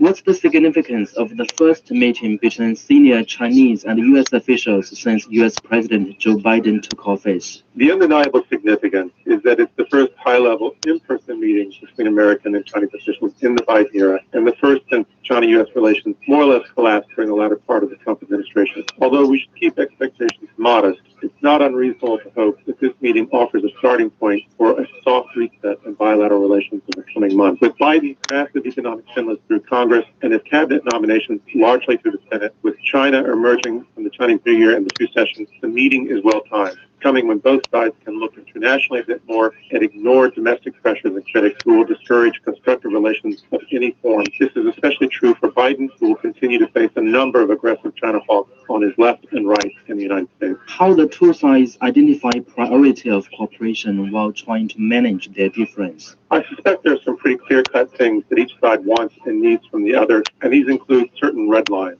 Having an honest conversation about these things and seeing where each other really stands beyond the rhetoric that's typed publicly is where we'll see areas and frameworks for cooperation emerge. One form of cooperation is avoiding certain types of antagonism. Another type is actually working together to solve problems. I think both types might emerge. In the case of the latter, we might see some positive movement together on climate change, responding to the pandemic, and perhaps non-proliferation. And we might see this multilaterally and bilaterally. Furthermore, I think China wants to resolve the trade war, and Biden needs this desperately, even if it's politically difficult for him to admit this openly. I don't think we'll see much relaxation in terms of tech competition, but I do think some of Trump's petty efforts, like attacking TikTok and WeChat, pressing criminal charges in Canada against the Huawei CFO, will be abandoned. Instead, the U.S. appears to be moving towards a national industrial policy with a particular focus on AI and semiconductors designed to compete with China. In all, I think the areas of cooperation are crystal clear and within reach, but both sides need to avoid confusion in this step, embrace reality, and find the political will for peaceful coexistence, mutually beneficial cooperation, and mutually constructive competition. And that was Professor Joseph Mahoney from East China Normal University talking about a high-level meeting between Chinese and U.S. officials next week. A foreign ministry spokesperson says China has resolve and confidence in implementing the one country, two systems principle and opposes foreign interference in China's internal affairs. The spokesperson made the remarks after the decision on improving the electoral system of Hong Kong was adopted. The spokesperson says the decision will better uphold the fundamental interests of Hong Kong society, contribute to the constant progress of Hong Kong's democratic system, and the practice of one country, two systems. Hong Kong Chief Executive Carrie Lam says the city will fully implement the central government decision on improving the Hong Kong electoral system. She made the statement after the NPC adopted that decision on Thursday. I will fully and accurately implement the decision on the new electoral system, and I believe that after improving the electoral system, implementing the principle of patriots, administering Hong Kong, and filling the loopholes in the current electoral system, we can solve the difficult situation of politicizing the Legislative Council of Hong Kong and internal chaos of Hong Kong witnessed in recent years. The decision was passed by an overwhelming majority vote at the fourth session of the 13th National People's Congress. It's another major step taken by the state to improve Hong Kong's legal and political systems since the law on safeguarding national security in the region was adopted in June of 2020. Principal officials of the Hong Kong government have expressed their support for the decision on improving the electoral system of the city made by the NPC. Matthew Chung is Chief Secretary for Administration of the Hong Kong government. He says the decision lays a solid foundation for improving the electoral system. Financial Secretary Paul Chan says the NPC's decision plugs the loopholes in the city's current electoral system and corrects the path of Hong Kong's political and social development.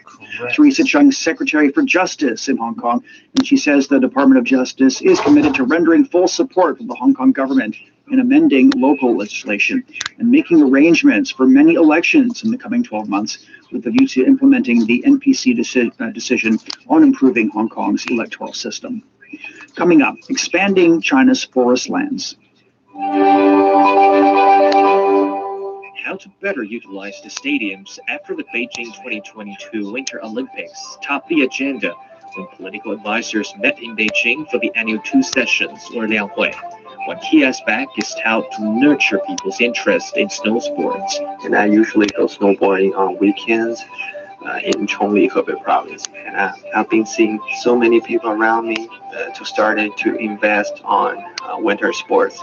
I think 2022 Beijing Winter Olympic Games has made people around me more passionate about winter sports. I've made many new friends by learning snowboarding. It's fun, and I've made many friends. It also made me stronger. China has been hoping the scope of winter sports participants can expand to cover 300 million people. Winter sports have already been incorporated into the curriculum of many schools. It's 11 minutes past the hour. The Chinese government's reaffirmed its commitment to covering nearly a quarter of the country's lands in forests by 2025. Insiders are calling for more sustainable forestation to better serve that cause. SICKLY has more. The Chinese government has set a goal of realizing a 24.1% forest coverage rate in its 14th five-year plan. The country has managed to increase the coverage rate from 8% in the 1950s to 23% last year. Satellite data indicates China represented a quarter of new green areas globally from 2000 to 2017. The United Nations also says China had the largest increase in land and forest cover from 2009 to 2019, which has boosted response to climate change. Director Shen Yiyang with the Inclusive Development Research Center says forestation in China has made a significant contribution to global carbon reduction. From the satellite, we can all see the image that the forestry change in China is the most massive, and maybe in mankind, positively. If China continue to work on forestation, continue to apply the current policy, in the future we can see more positive impact for the emission reduction, and also the forestry can help the local economic growth and change people's living environment. I think that's a very good example many other developing countries can learn from. Notably, half of the land in the southwest is under forest cover, contributing to over 30% of the global carbon sink. Meanwhile, it's believed that the forests in the northeast are capable of creating economic value in the carbon trading market. However, insiders are warning of complacency in the forestation drive. Deputy Director Ma Quanlin with Gansu Desert Control Research Institute says some protection forests in the northwest need urgent repair. The continuing decrease of underground water level, which is caused by farming and industrial activities, poses a serious threat. Some of those protection forests are getting old. The locals don't necessarily choose the right trees in the forestation and waste their time that way. In general, better supervision is needed. Ma says authorities need to upgrade menus for the region's forestation projects after a thorough field study. Ma also calls for a more comprehensive approach in China's voluntary forestation campaign, which was initiated in 1981. The government has invested heavily in forestation. It is time to think about how to better coordinate those grand projects with the voluntary forestation campaign to better serve the national strategy of rural vitalization, so people know that forestation can make their lives better. China has hired over 1 million impoverished residents to take part in the afforestation and conservation campaign.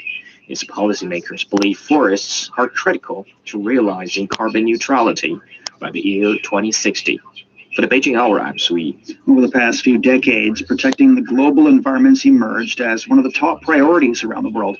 Climate change has caused the warmest decade in recorded history, and the ozone layer continues to deteriorate. To help address environmental problems, governments across the globe have endorsed dozens of comprehensive action plans, which set forth a blueprint for implementing sustainable. After Mrs. Marston dropped from sight, we went back and talked with Dr. Marston's secretary, Lenore Dexter. She still insisted that she had actually seen House at the airport with the missing woman. Dr. Marston and the stepfather continued to accuse each other of murder. At our request, repeated efforts were made by the New York police to locate Mrs. Marston. No luck. We checked and rechecked with the maid at the home of the missing woman. All she could tell us was that Louise Marston never returned home after leaving the country club, and also that she'd been wearing a fur coat and an expensive diamond solitaire ring. A week passed, and then 2 weeks. We stayed on it, but there wasn't much progress. The case of Louise Marston came to a virtual standstill Wednesday, February 24th. Hi, Joe. Morning. Anything new? Yeah, I think we got to break the Marston case. Oh, what do you got? Maid out of Dr. Marston's home. She called first thing this morning. Said Dr. Marston had a little dinner party out there last night. What about it? One of the people there was Marston's secretary, that Lenore Dexter. Oh, yeah. She was wearing a large diamond ring. Yeah? Maid got a good look at the ring. Mm-hmm. Says it's the same one Mrs. Marston was wearing the night she disappeared.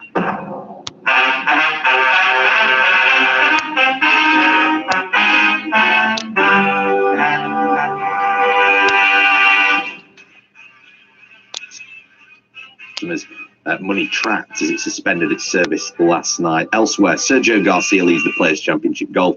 Roger Federer is out of the Qatar Open tennis on his return. And I've got a full sports roundup of all those stories on Newsday in about 30 minutes' time. Looking forward to it. Thank you, James Gray. Yeah, some business news now with Andrew Wood in Hong Kong. And Andrew, a man who dropped out of Harvard University has become South Korea's newest billionaire. Who is he and how did he do it? He's called Bom Kim. And, well, this is a familiar story now. He started an internet company that got bigger and bigger and bigger, did very well during COVID, and was floated on the stock market, in this case in New York last night. It's called, the company's called Coupang, and it's an online retailer. And, well, yeah, it's basically one of the hottest IPOs, initial public offerings, that the stock market's seen over the past 12 months. Raised nearly $5 billion by selling the shares, and the shares actually jumped by 41% last night on Wall Street. So that's how you make your money. Go to Harvard and then drop out. Although I have to say that actually there have been a few others. I mean, Bill Gates, for example, he went to Harvard, he dropped out, he started Microsoft, he became a billionaire, and Mark Zuckerberg as well. But I think on the whole, I think career's advice would be, if you're going to go to Harvard, stay there and finish it. There aren't that many people who become billionaires by dropping out. Yes, and why is this very good news for one of the biggest investors of this, SoftBank, I believe, in Japan? Yes, SoftBank is it's an investor. It's a company that invests billions of dollars in what it sees are promising companies. And this was started by a man called Masayoshi Son, I think about 25, 30 years ago. He started off as a software company when he was in his mid-20s. And it's invested a lot of money. Some of these things have been very successful. He invested in Yahoo Japan in the 1990s, for example. But recently, SoftBank hasn't done so well. A big problem, remember WeWork, the office space place that was about to launch on the stock market, and then it turned out it was making billions of losses. SoftBank actually invested a lot of money in that. So it's good that its Vision Fund, as it's called, seems to have had a success there. Interesting. Thanks very much, James. And do remember you can text us +44 7786 20 50 85. You're listening to Newsday. There's too many damn numbers. Where our top headline is Joe Biden's efforts to defeat coronavirus. Another headline for you, though. The United Nations Food Agency says that the humanitarian crisis in Syria is now worse than at any previous point in its decade-long civil war. Yeah, well, it always gets worse and not Let's better. hear now from a former British intelligence officer, Chris Steele, who briefly hit the headlines a few years ago. He was the author of a controversial dossier which claimed that Russia had a file of compromising material on Donald Trump. Well, now he believes that the UK urgently needs new legislation to deal with foreign influence from states like Russia and China. The Russia report from the British Parliament's Intelligence and Security Committee last year called for new powers. There's no sign of them yet. Well, Chris Steele has been speaking to our security correspondent, Gordon Correa. The word is out there that we're a bit of a soft touch. We don't have regulators with teeth and we don't have legislation which is up to date and fit for purpose. The former MI6 officer, Chris Steele, has spent decades looking for threats emanating from other countries. He used to do so quietly, but his name hit the headlines after a dossier he wrote on Donald Trump and Russia was leaked just after the 2016 election. He still does not want to talk in detail about that. But what he does want to do is warn about what he sees happening in Britain when it comes to the malign influence of other countries. We're not talking about espionage. What we're talking about is there's a lack of transparency in Britain about the way in which foreign actors, and particularly those emanating from authoritarian states, are exerting influence over our policies. We're way behind, I think, our allies in this, in particular America and Australia. The problem he sees is not classic espionage, stealing secrets, but the subtler attempt by other countries to use people to covertly exert influence over policies, regulations, and institutions. With Russia, a lot of it is about trying to keep certain Russians off the sanctions lists. It's about, with Russians, I think, hiding the ultimate beneficial ownership of what are ostensibly private firms and private businesses. With China, which is the other main issue of concern, I think it's a more diffuse problem. And I've noticed that, in fact, it's particularly concentrated in things like academia, where there's a lot of money gone into universities, British universities, including some of the great universities in this country, have become increasingly dependent on Chinese finance. And I think what that leads to is to anesthetize academia to criticisms of Chinese behaviour and Chinese policy and human rights abuses. Often these aims are pursued by using British professionals, business people, lawyers, accountants and the like, who work on behalf of foreign governments, but without declaring it. This is the challenge a Foreign Agent Registration Act is designed to deal with by requiring people to register such work and face sanctions if they try to hide it. When you talk about foreign agents in this instance, you're not talking about people who are committing treason or selling secrets to Russians or the Chinese. You're talking about their agents in the sense of people who are pursuing their agenda in the UK for money. And so you've got a whole swathe of different people there who are everything from PR, GR lobbyists to law firms to corporate intelligence companies, even like my own company. You would have to register in order to make transparent your lobbying. I mean, we're not even arguing that there shouldn't be this lobbying. What we're saying is that it's untransparent and unaccountable as it currently is. Last summer's Russia report from the Intelligence and Security Committee called for new powers to deal with this problem. A spokesperson for the Home Office told the BBC that a registration scheme would be part of forthcoming legislation to counter hostile activity. But Chris Steele says he is worried by the fact nothing has yet been done. Yes, I have significant worries because I think what the report suggested was there should be a new Espionage Act and there should be a Foreign Agent Registration Act. And I haven't seen any move towards either of those things. And I do worry that, post-Brexit, where there's this great sort of drive to attract foreign business and foreign investment from non-European sources, that there is a tension here between, if you like, the economic well-being of the country going forward and the security of the country going forward and the integrity of our institutions and regulatory bodies. But I would argue strongly that if you don't have that integrity, if you don't protect your regulations and your laws in this way, and your country's integrity from foreign interference, then eventually in the long term you will lose out because people will realise that your country has been compromised. Former British intelligence officer Chris Steele. No doubt you've heard the phrase running around like a headless chicken. Well, now scientists have discovered that should a certain type of sea slug lose its head, then not only does it go on moving around, it grows a whole new body to replace what's been lost. The video of this process is actually proving popular online, and it shows the sea slug's head moving around at a fair rate next to its now decapitated body. So what's going on? We can speak to one of the world's foremost experts on these creatures, Terry Goslider at the California Academy of Sciences. Thanks so much indeed for talking to us. I perhaps undersold it. It's not so much losing its head, it's cutting its own head off. Is that right? Well, that remains to be seen. I think what's happening in these experimental conditions is that it's being induced to basically chop its head off. Whether this occurs in the wild and natural situations where it doesn't have the irritation of a noose being loosely tied around its head, it still remains to be seen.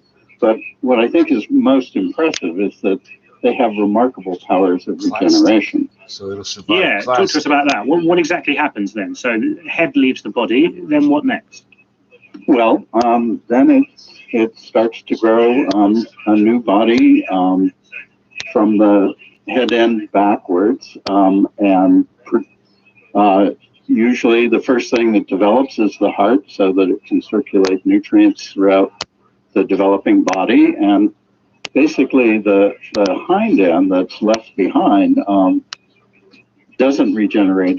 It sort of gradually withers away. So you really, I think, have to have some sort of central nervous system control of this process. So the brain, being in the head region, has to be sort of regulating that whole process, I think. You mentioned the noose and the lab-created incentives for this to happen. Yes. But why does it do it, do you think? Well, I think one of the things that happens in nature is that we know that predatory fish tend to nibble on nudibranchs and other slugs, and they do this to get nutrition, but the slugs are well protected with chemical defense mechanisms. So when these nibbles occur, they do natural repairs, and so having powers of regeneration are a good survival strategy. Yeah, it really is. And am I right that these are also sometimes called solar-powered sea slugs? Yes, that's correct. So explain that, if you could.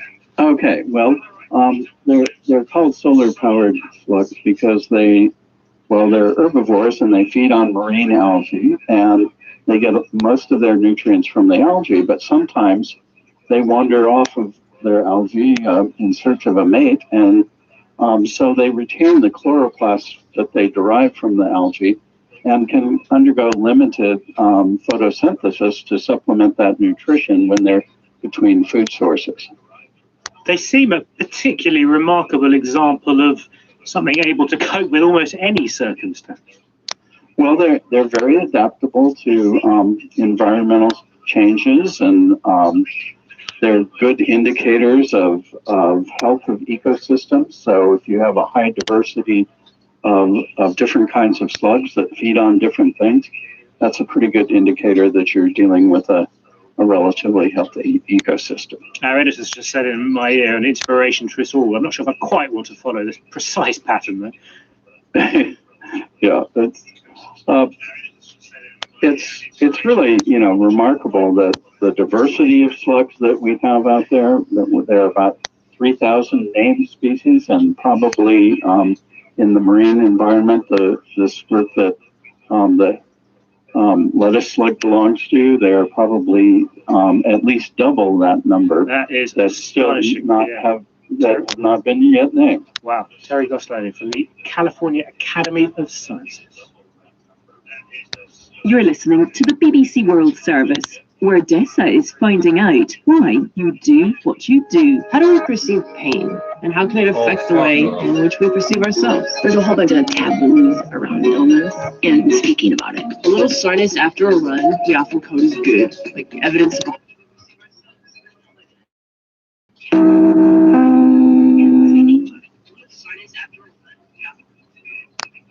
You're listening to Chin Radio AM 1540, the voice of multicultural Toronto, bringing you the latest updates on COVID-19.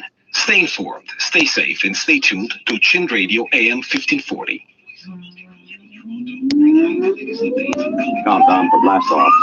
X minus 5, 4, 3, 2, X minus 1, fire.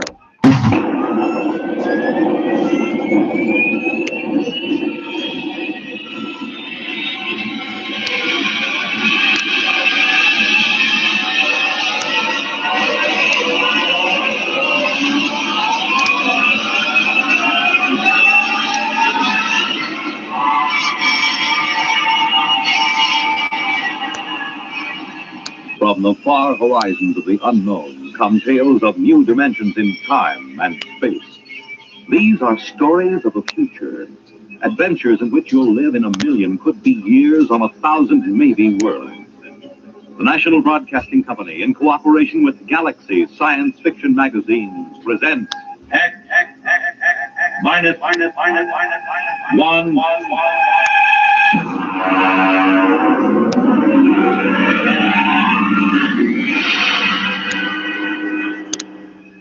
Tonight, Hostess by Isaac Asimov.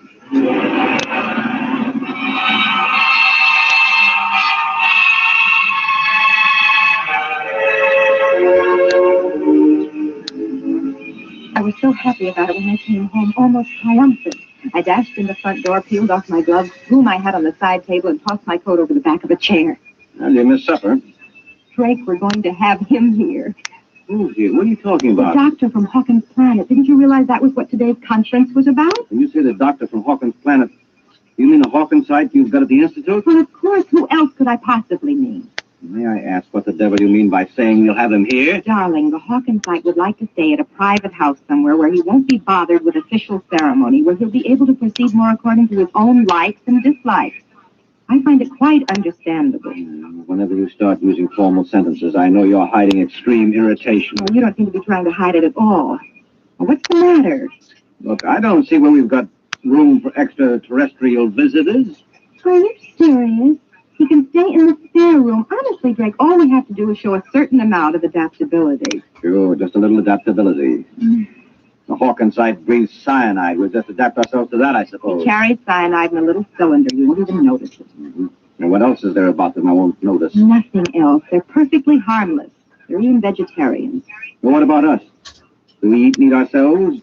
Or will that make us look like cannibals to him? I won't live on solids to suit him, I warn you. Drake, it means very much to me. Well, why? Because if he stays here for any length of time, I can study him real closely. Very little work has been done on the biology and psychology of the individual Hawkins site or of any of the extraterrestrial intelligences. Surely you must see the opportunity. He stays here. We speak to him, watch him, observe his habits. Look, I've spoken to men who are in charge of security groups watching various Hawkins site missions on Earth. The missions stay in the rooms assigned to them. They don't leave for anything but the most important official business. They have nothing to do with Earthmen. Quite obvious that they're as revolted by us as I personally am by them. Drake, he's a doctor. He's coming here for medical research. And I'll grant you that he probably doesn't enjoy staying with human beings and will probably find us perfectly horrible. But he must stay just the same. Oh, all right. Have it your own way. You sure you don't want any coffee? No. Drake, you're not angry about this, are you?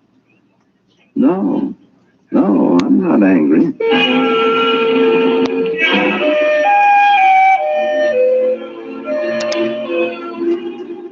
Most of my friends have been surprised when I married Drake because they couldn't understand my marrying a policeman. I explained he wasn't simply a policeman, he was a member of the World Security Board, but most of the staff at the Institute thought it rather odd that I hadn't married a biologist, or at least an anthropologist, even a chemist, but certainly not a policeman. I was waiting for Drake with some apprehension that evening as I sat in the living room. Hark Tolan, the Hawkins site, was standing quietly in the middle of the room. He was not sitting since he was not anatomically constructed to sit. He stood on two sets of limbs placed close together, while a third pair, entirely different in their construction, were suspended from a region that would have been the upper chest in the human being. His skin was hard, glistening, and ridged, and his face bore a distant resemblance to something alienly bovine. Mrs. Smollett, you must forgive my English. The construction of my mouth, combined with the absence of incisors and canine teeth, is an obstacle to clear speech. I think you speak very well. Thank you. My husband will be home soon, and then we'll eat. Your husband? Yes, you know. Mr. Smollett. A male, of course. You must forgive me, Mrs. Smollett. Perhaps the greatest source of confusion among the 5 known races of the galaxy lies in the differences among them in regard to their sex lives, the social institutions that grow around it. I understand that. The concept of husband and wife, for instance, exists only on Earth. I can achieve a sort of intellectual understanding of what that means, never an emotional one. Dr. Tolan, I've consulted the Institute in preparing a menu, and I trust you'll find nothing in it that will upset you. Drake? Drake, is that you? Yeah. I'm in the living room, dear. I suppose he's all delivered, complete. Drake, this is Dr. Hark Tolan of Hawkins Planet. Dr. Tolan, my husband. Good evening, Dr. Tolan. Mr. Smollett. Would you care for a drink? I'm not particularly thirsty. On Earth, there is a custom of drinking liquids which have been fortified with ethyl alcohol. We find it stimulating. Oh, yes. I'm afraid then that I must decline. Ethyl alcohol would interfere most unpleasantly with my metabolism.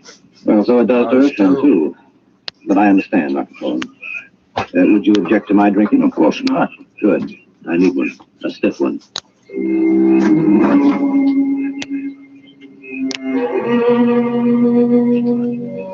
He stood at the table. I tried not to look at him as he ate. His wide, lipless mouth split his face alarmingly as he ingested food, and in chewing, his large jaws moved from side to side. There was evidence of his ungulate ancestry. I found myself wondering whether he would chew his cud later, and then I was afraid that Drake would get the same idea and leave the table in disgust, but he was taking everything quite calmly. I imagine, Dr. Tolan, that the cylinder at your side holds cyanide. Quite so. Pure cyanide? I hope you are not considering possible danger.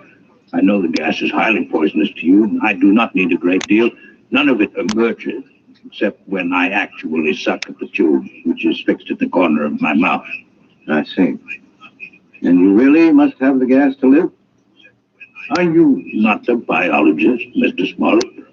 No, Dr. Tolan. Really a minor government official. My wife's friends call me a policeman. Tell me, what happens if you don't breathe cyanide? You, just go like that? Not quite. The absence of it would be equivalent to slow strangulation. It's also very painful, difficult to treat. I've done some research on the problem. I find it difficult to keep thinking of you as a doctor. I understand what you mean. I find it difficult to think of you as a policeman. I gather that you're not here on a pleasure trip. No. I intend to study this square planet you call Earth. Queer? In what way? It's always amazing to me to find how little you Earthmen understand your own characteristics. There are 5 intelligent races in the galaxy. Over and over, it is you Earthmen, more than any of the others, who are unique. Your people are the only ones which find hydrogen cyanide poisonous. Yours is the only form of intelligent life which is carnivorous. Yours is the only form of life which has not developed from the grazing animal. And most interesting of all, yours is the only form of intelligent life known which stops growing upon reaching maturity. Well, you don't look very large, Dr. Tolan. I should say that you're an inch taller than I, which would make you 6'2". Are you young, or are you just small on Hawkins' planet? Neither. We grow at a diminishing rate with the years, so that at my age it would take 15 years to grow an additional inch. But we never entirely stop. And of course, as a consequence, we never entirely die. Did you hear that, Rose? I never knew that before. You mean people on Hawkins' planet are immortal? No people are truly immortal. Few must live more than several centuries of your time. Still, it is unpleasant to think that death may come involuntarily. It's something which to us is extremely horrible. Oh, we're quite used to it. You Earthmen live with the thought. We do not. This is why we are disturbed to find that the incidence of inhibition death has been increasing in recent years. What is this inhibition death? A pathological cessation of growth. It's a wasting disease, a tragic one, and absolutely incurable. It's fatal within a year. What causes it? Mr. Smollett, we know nothing about the cause of the disease. Well, then why did you come to Earth to study it? Because, again, Earthmen are unique. They are the only intelligent beings who are immune. The inhibition death affects all other races, while Earthmen are immune. Somewhere in the biochemistry of the Earthite, there is the secret of that immunity. How interesting it would be to find it. Well, now, look here. You can't say that Earthmen are immune. From where I sit, it looks as if the incidence is 100%.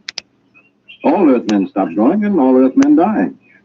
We've all got the inhibition death. Earthmen live up to 70 years after the cessation of growth. That is not death as we know it. Your equivalent disease is rather one of unrestrained growth. Cancer, you call it.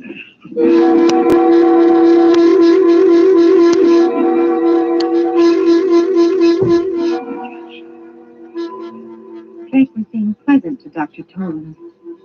I wasn't sure whether it was for my sake or for his own. Drake has never gone out of his way to please me. Sometimes when I'm gloomy, I look at him across the table and ask myself, Why did he marry me? And suddenly, after dinner in the living room, Dr. Tolan asked a question which surprised me. You are a policeman, Mr. Smollett? Yes. I wonder, could you show me through one of the police departments on your planet? Well, I don't belong to a police department in exactly the way you imagine. However, I have some contacts in the New York City department. Would I be able to visit the Missing Persons Bureau? Why are you interested in the Missing Persons Bureau? Because there again, you are unique. There's no such thing as a missing person on our planet. We're always aware of each other's exact location, no matter where on the planet we might be. Can you feel such awareness even now, on Earth? You mean across space? No, I'm afraid not. But you see the importance of the matter. All the uniqueness of Earth should be linked. If the lack of this sense can be explained, perhaps the immunity to inhibition death can be also.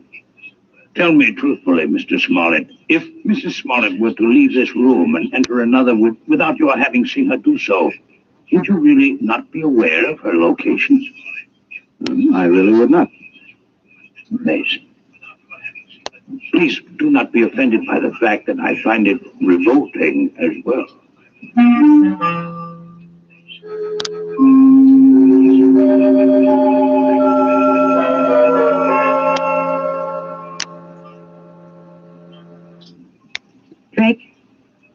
Drake.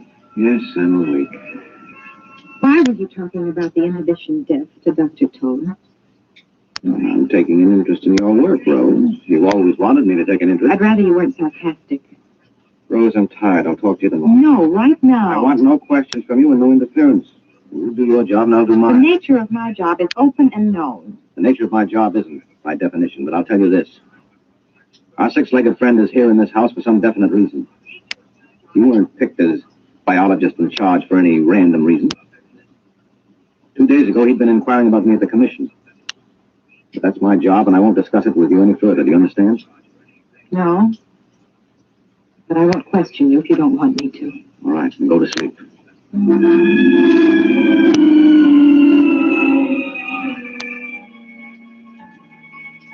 I lay stiffly on my back, and the minutes passed in the quarter hours. I was trying to fit the pieces together. One picture remained clear in my mind. It hovered over me mockingly. At the end of the evening, the Hawkinsites had turned to me just before we left the room. Good night, Mrs. Smollett. You're a most charming hostess. I wanted to giggle then. How could he call me a charming hostess? To him, I must have been a horror, a monstrosity with too few limbs and too narrow a face. But then I saw Drake. He turned white. For one instant, his eyes had burned with something that looked like terror. I'd never before known Drake to show fear of anything. And the picture of that instant of pure panic remained with me until all my thoughts finally sagged into the oblivion of sleep. I remember one question that nagged at me through the haze. Why did he marry me?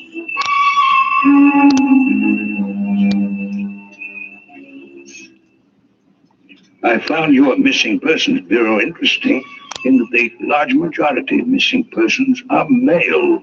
Oh, well, that's not mysterious, Dr. Tolan. You simply didn't realize the economic setup we have on Earth. My wife is an example of the minority of women who are capable of making their own way in the world.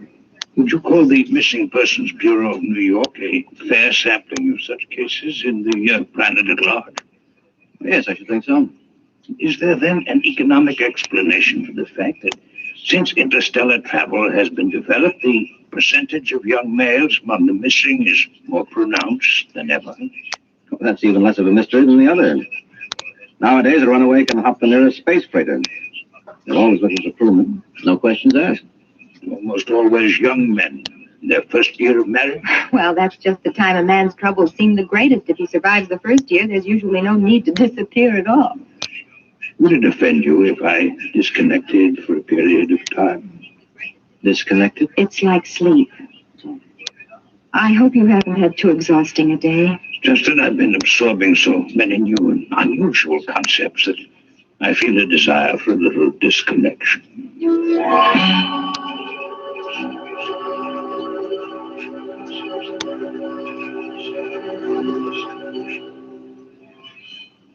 Drake, we've been sitting here for 10 minutes. Aren't you going to speak to me? About what? Last night you said you'd speak to me tomorrow. Well, I'm ready now. I thought it was agreed that you wouldn't question me about my business, Miss Mack. I think it's too late for that. I know too much about your business by now. Huh? What do you mean? Drake, let go of my arm. What are you talking about? Dr. Tolan thinks that Earth is spreading the inhibition death purposely. That's it, isn't it? Where did you get that idea? It's true, isn't it? I want to know exactly why you say that. Don't play games with me, Rose. This is the key. Why don't you ask Dr. Tolan? He's an outstanding worker in the field. I looked over his papers this afternoon. And what are his theories about the origin of the disease? Try to remember, Rose. I think he blames Earth, but I think he admits they know nothing about how the disease is spread. And I'll find out about this right now. Drake, what are you going to do? What's that? It's my gun. I'm going to ask him a few questions.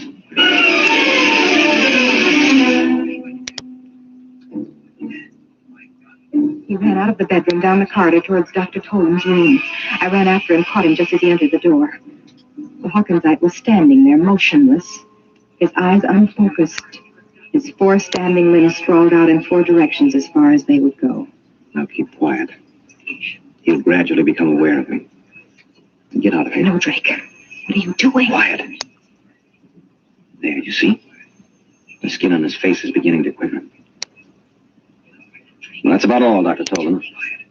Don't throw in connection with any of the limbs. Your sense organs and the voice box will be quite enough. Why do you invade my disconnection chamber? And why are you armed? What do you want? The answer to certain questions. With a gun in your hand? Sorry, Mr. Smollett, that the duties toward the guest are so badly understood on Earth. You're no guest of mine, Dr. Tolan. You entered my home under false pretenses. We'd better shoot. We'll save time. You are convinced that you'll answer no questions? Now, that in itself is suspicious. It seems that you consider certain answers to be more important than your life. I consider the principle of courtesy to be very important. You as an Earthman may not understand. Perhaps not. But I can understand one thing. Your cyanide cylinder. Suppose I... Pull it out of your mouth. Rose, hold your breath until I close the valve. There. All right, Tolan. You realize what will happen to you if you don't answer the questions I'm going to ask you. Cyanide lack. It would be a most uncomfortable death. I'm only an Earthman. I can't appreciate its true horrors, but you can, can't you? Drake, give him the cylinder. Give it back to him. You have about 1 hour, I think, until the effects are irreversible. Talk quickly, Dr. Tolan. You'll have your cyanide cylinder back. What are your questions? What are your theories concerning the inhibition death? Why did you really come to Earth? What is your interest in the Missing Persons Bureau? For years, I have been investigating the cell structure of my patients suffering from inhibition death. I've been forced to use the utmost secrecy, since the methods I used were frowned on by my people. Your society would have similar feelings against human vivisection, for instance. For this reason, I could not present the results I obtained to my fellow physicians until I had verified my theories here on Earth. And what are they? The inhibition death is entirely a disease of the mind. You mean it's psychosomatic? No, Miss Smollett, it is not psychosomatic. It is a true disease of the mind, a mental infection. My patients had double minds. Beyond and beneath the one that obviously belonged to them, there was evidence of another one, an alien mind. In short, there are not only 5 intelligences in the galaxy, but 6. And the 6th is parasitic. This is impossible. You must be mistaken, Doctor. I'm not mistaken. One can imagine such a parasite through the course of millions of years, perhaps losing all portions of its physical being. It will become nothing but pure mind, living in some mental fashion we cannot conceive of on the minds of others, particularly on the minds of Earthmen. Why particularly Earthmen? Have you not surmised that the 6th intelligence is a native of Earth? Mankind from the beginning has lived with it, has adapted to it, is unconscious of it. It is why the higher species of terrestrial animals, including man, do not grow after maturity and eventually die. And it is what is called natural death. It is the result of this universal parasitic infestation.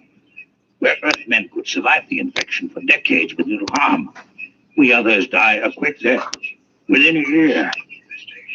Give me back my cylinder. You have your answer. What about the Missing Persons Bureau? Drake, look at his eyes. Give it back to him.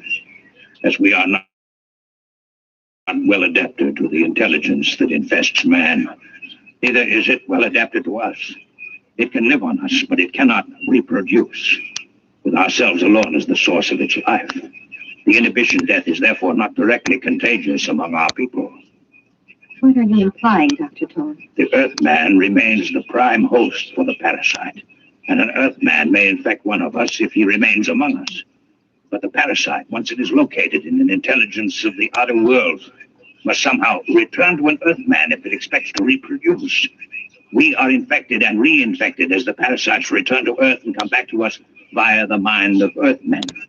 They travel through space. And the missing persons? Are the intermediate hosts. The masculine terrestrial mind seems better suited for their purpose.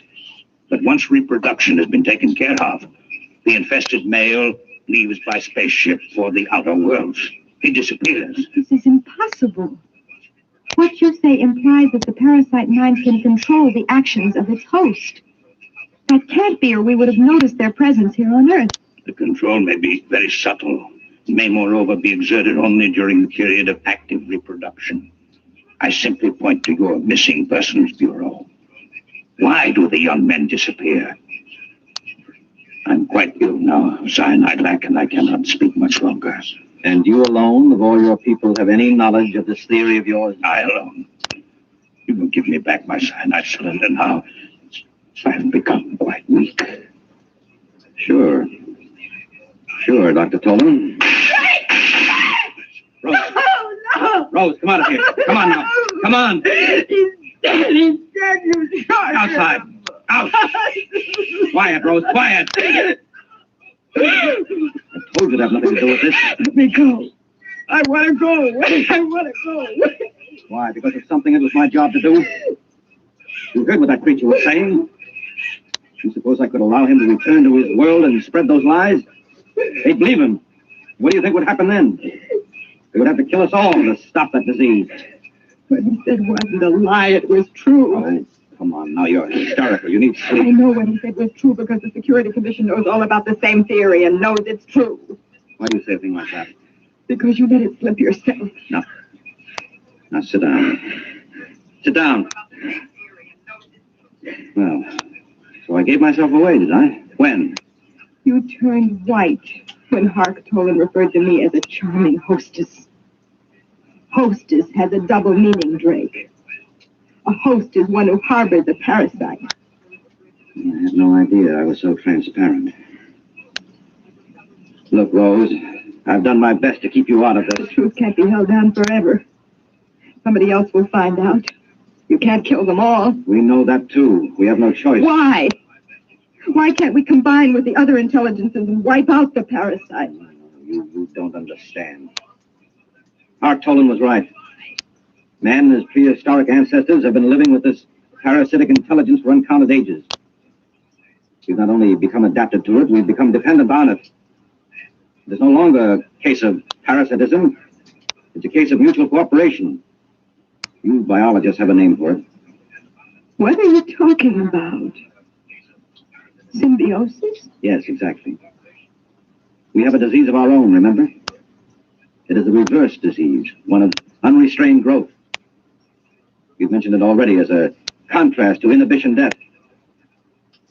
It's all very well to say that if we could remove the parasite, we would have eternal growth in life. But it's impossible for us. If for any reason the parasitic intelligence, as Hark Tolan calls it, does leave the human body, or if its relationship to the human mind is in any way impaired, growth does take place, but not in an orderly fashion. We call the growth cancer, and there you have it. There's no way of getting rid of the parasite. We're together for all eternity. To get rid of their inhibition death, extraterrestrials must first wipe out all vertebrate life on Earth. There's no other solution for them. So we must keep knowledge of it from them. Now do you understand?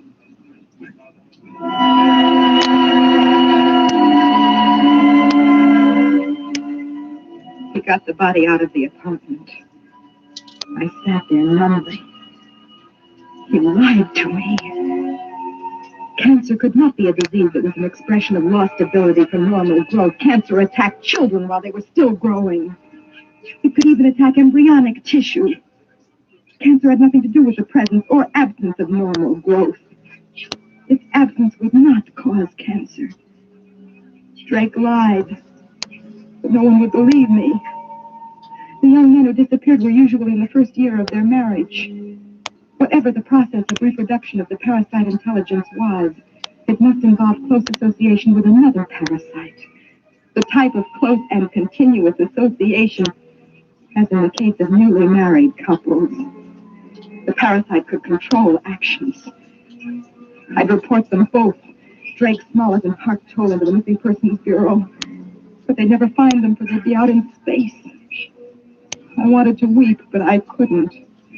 I was dry-eyed, and it was painful. I'd looked for the answers to so many questions, and I'd found them all.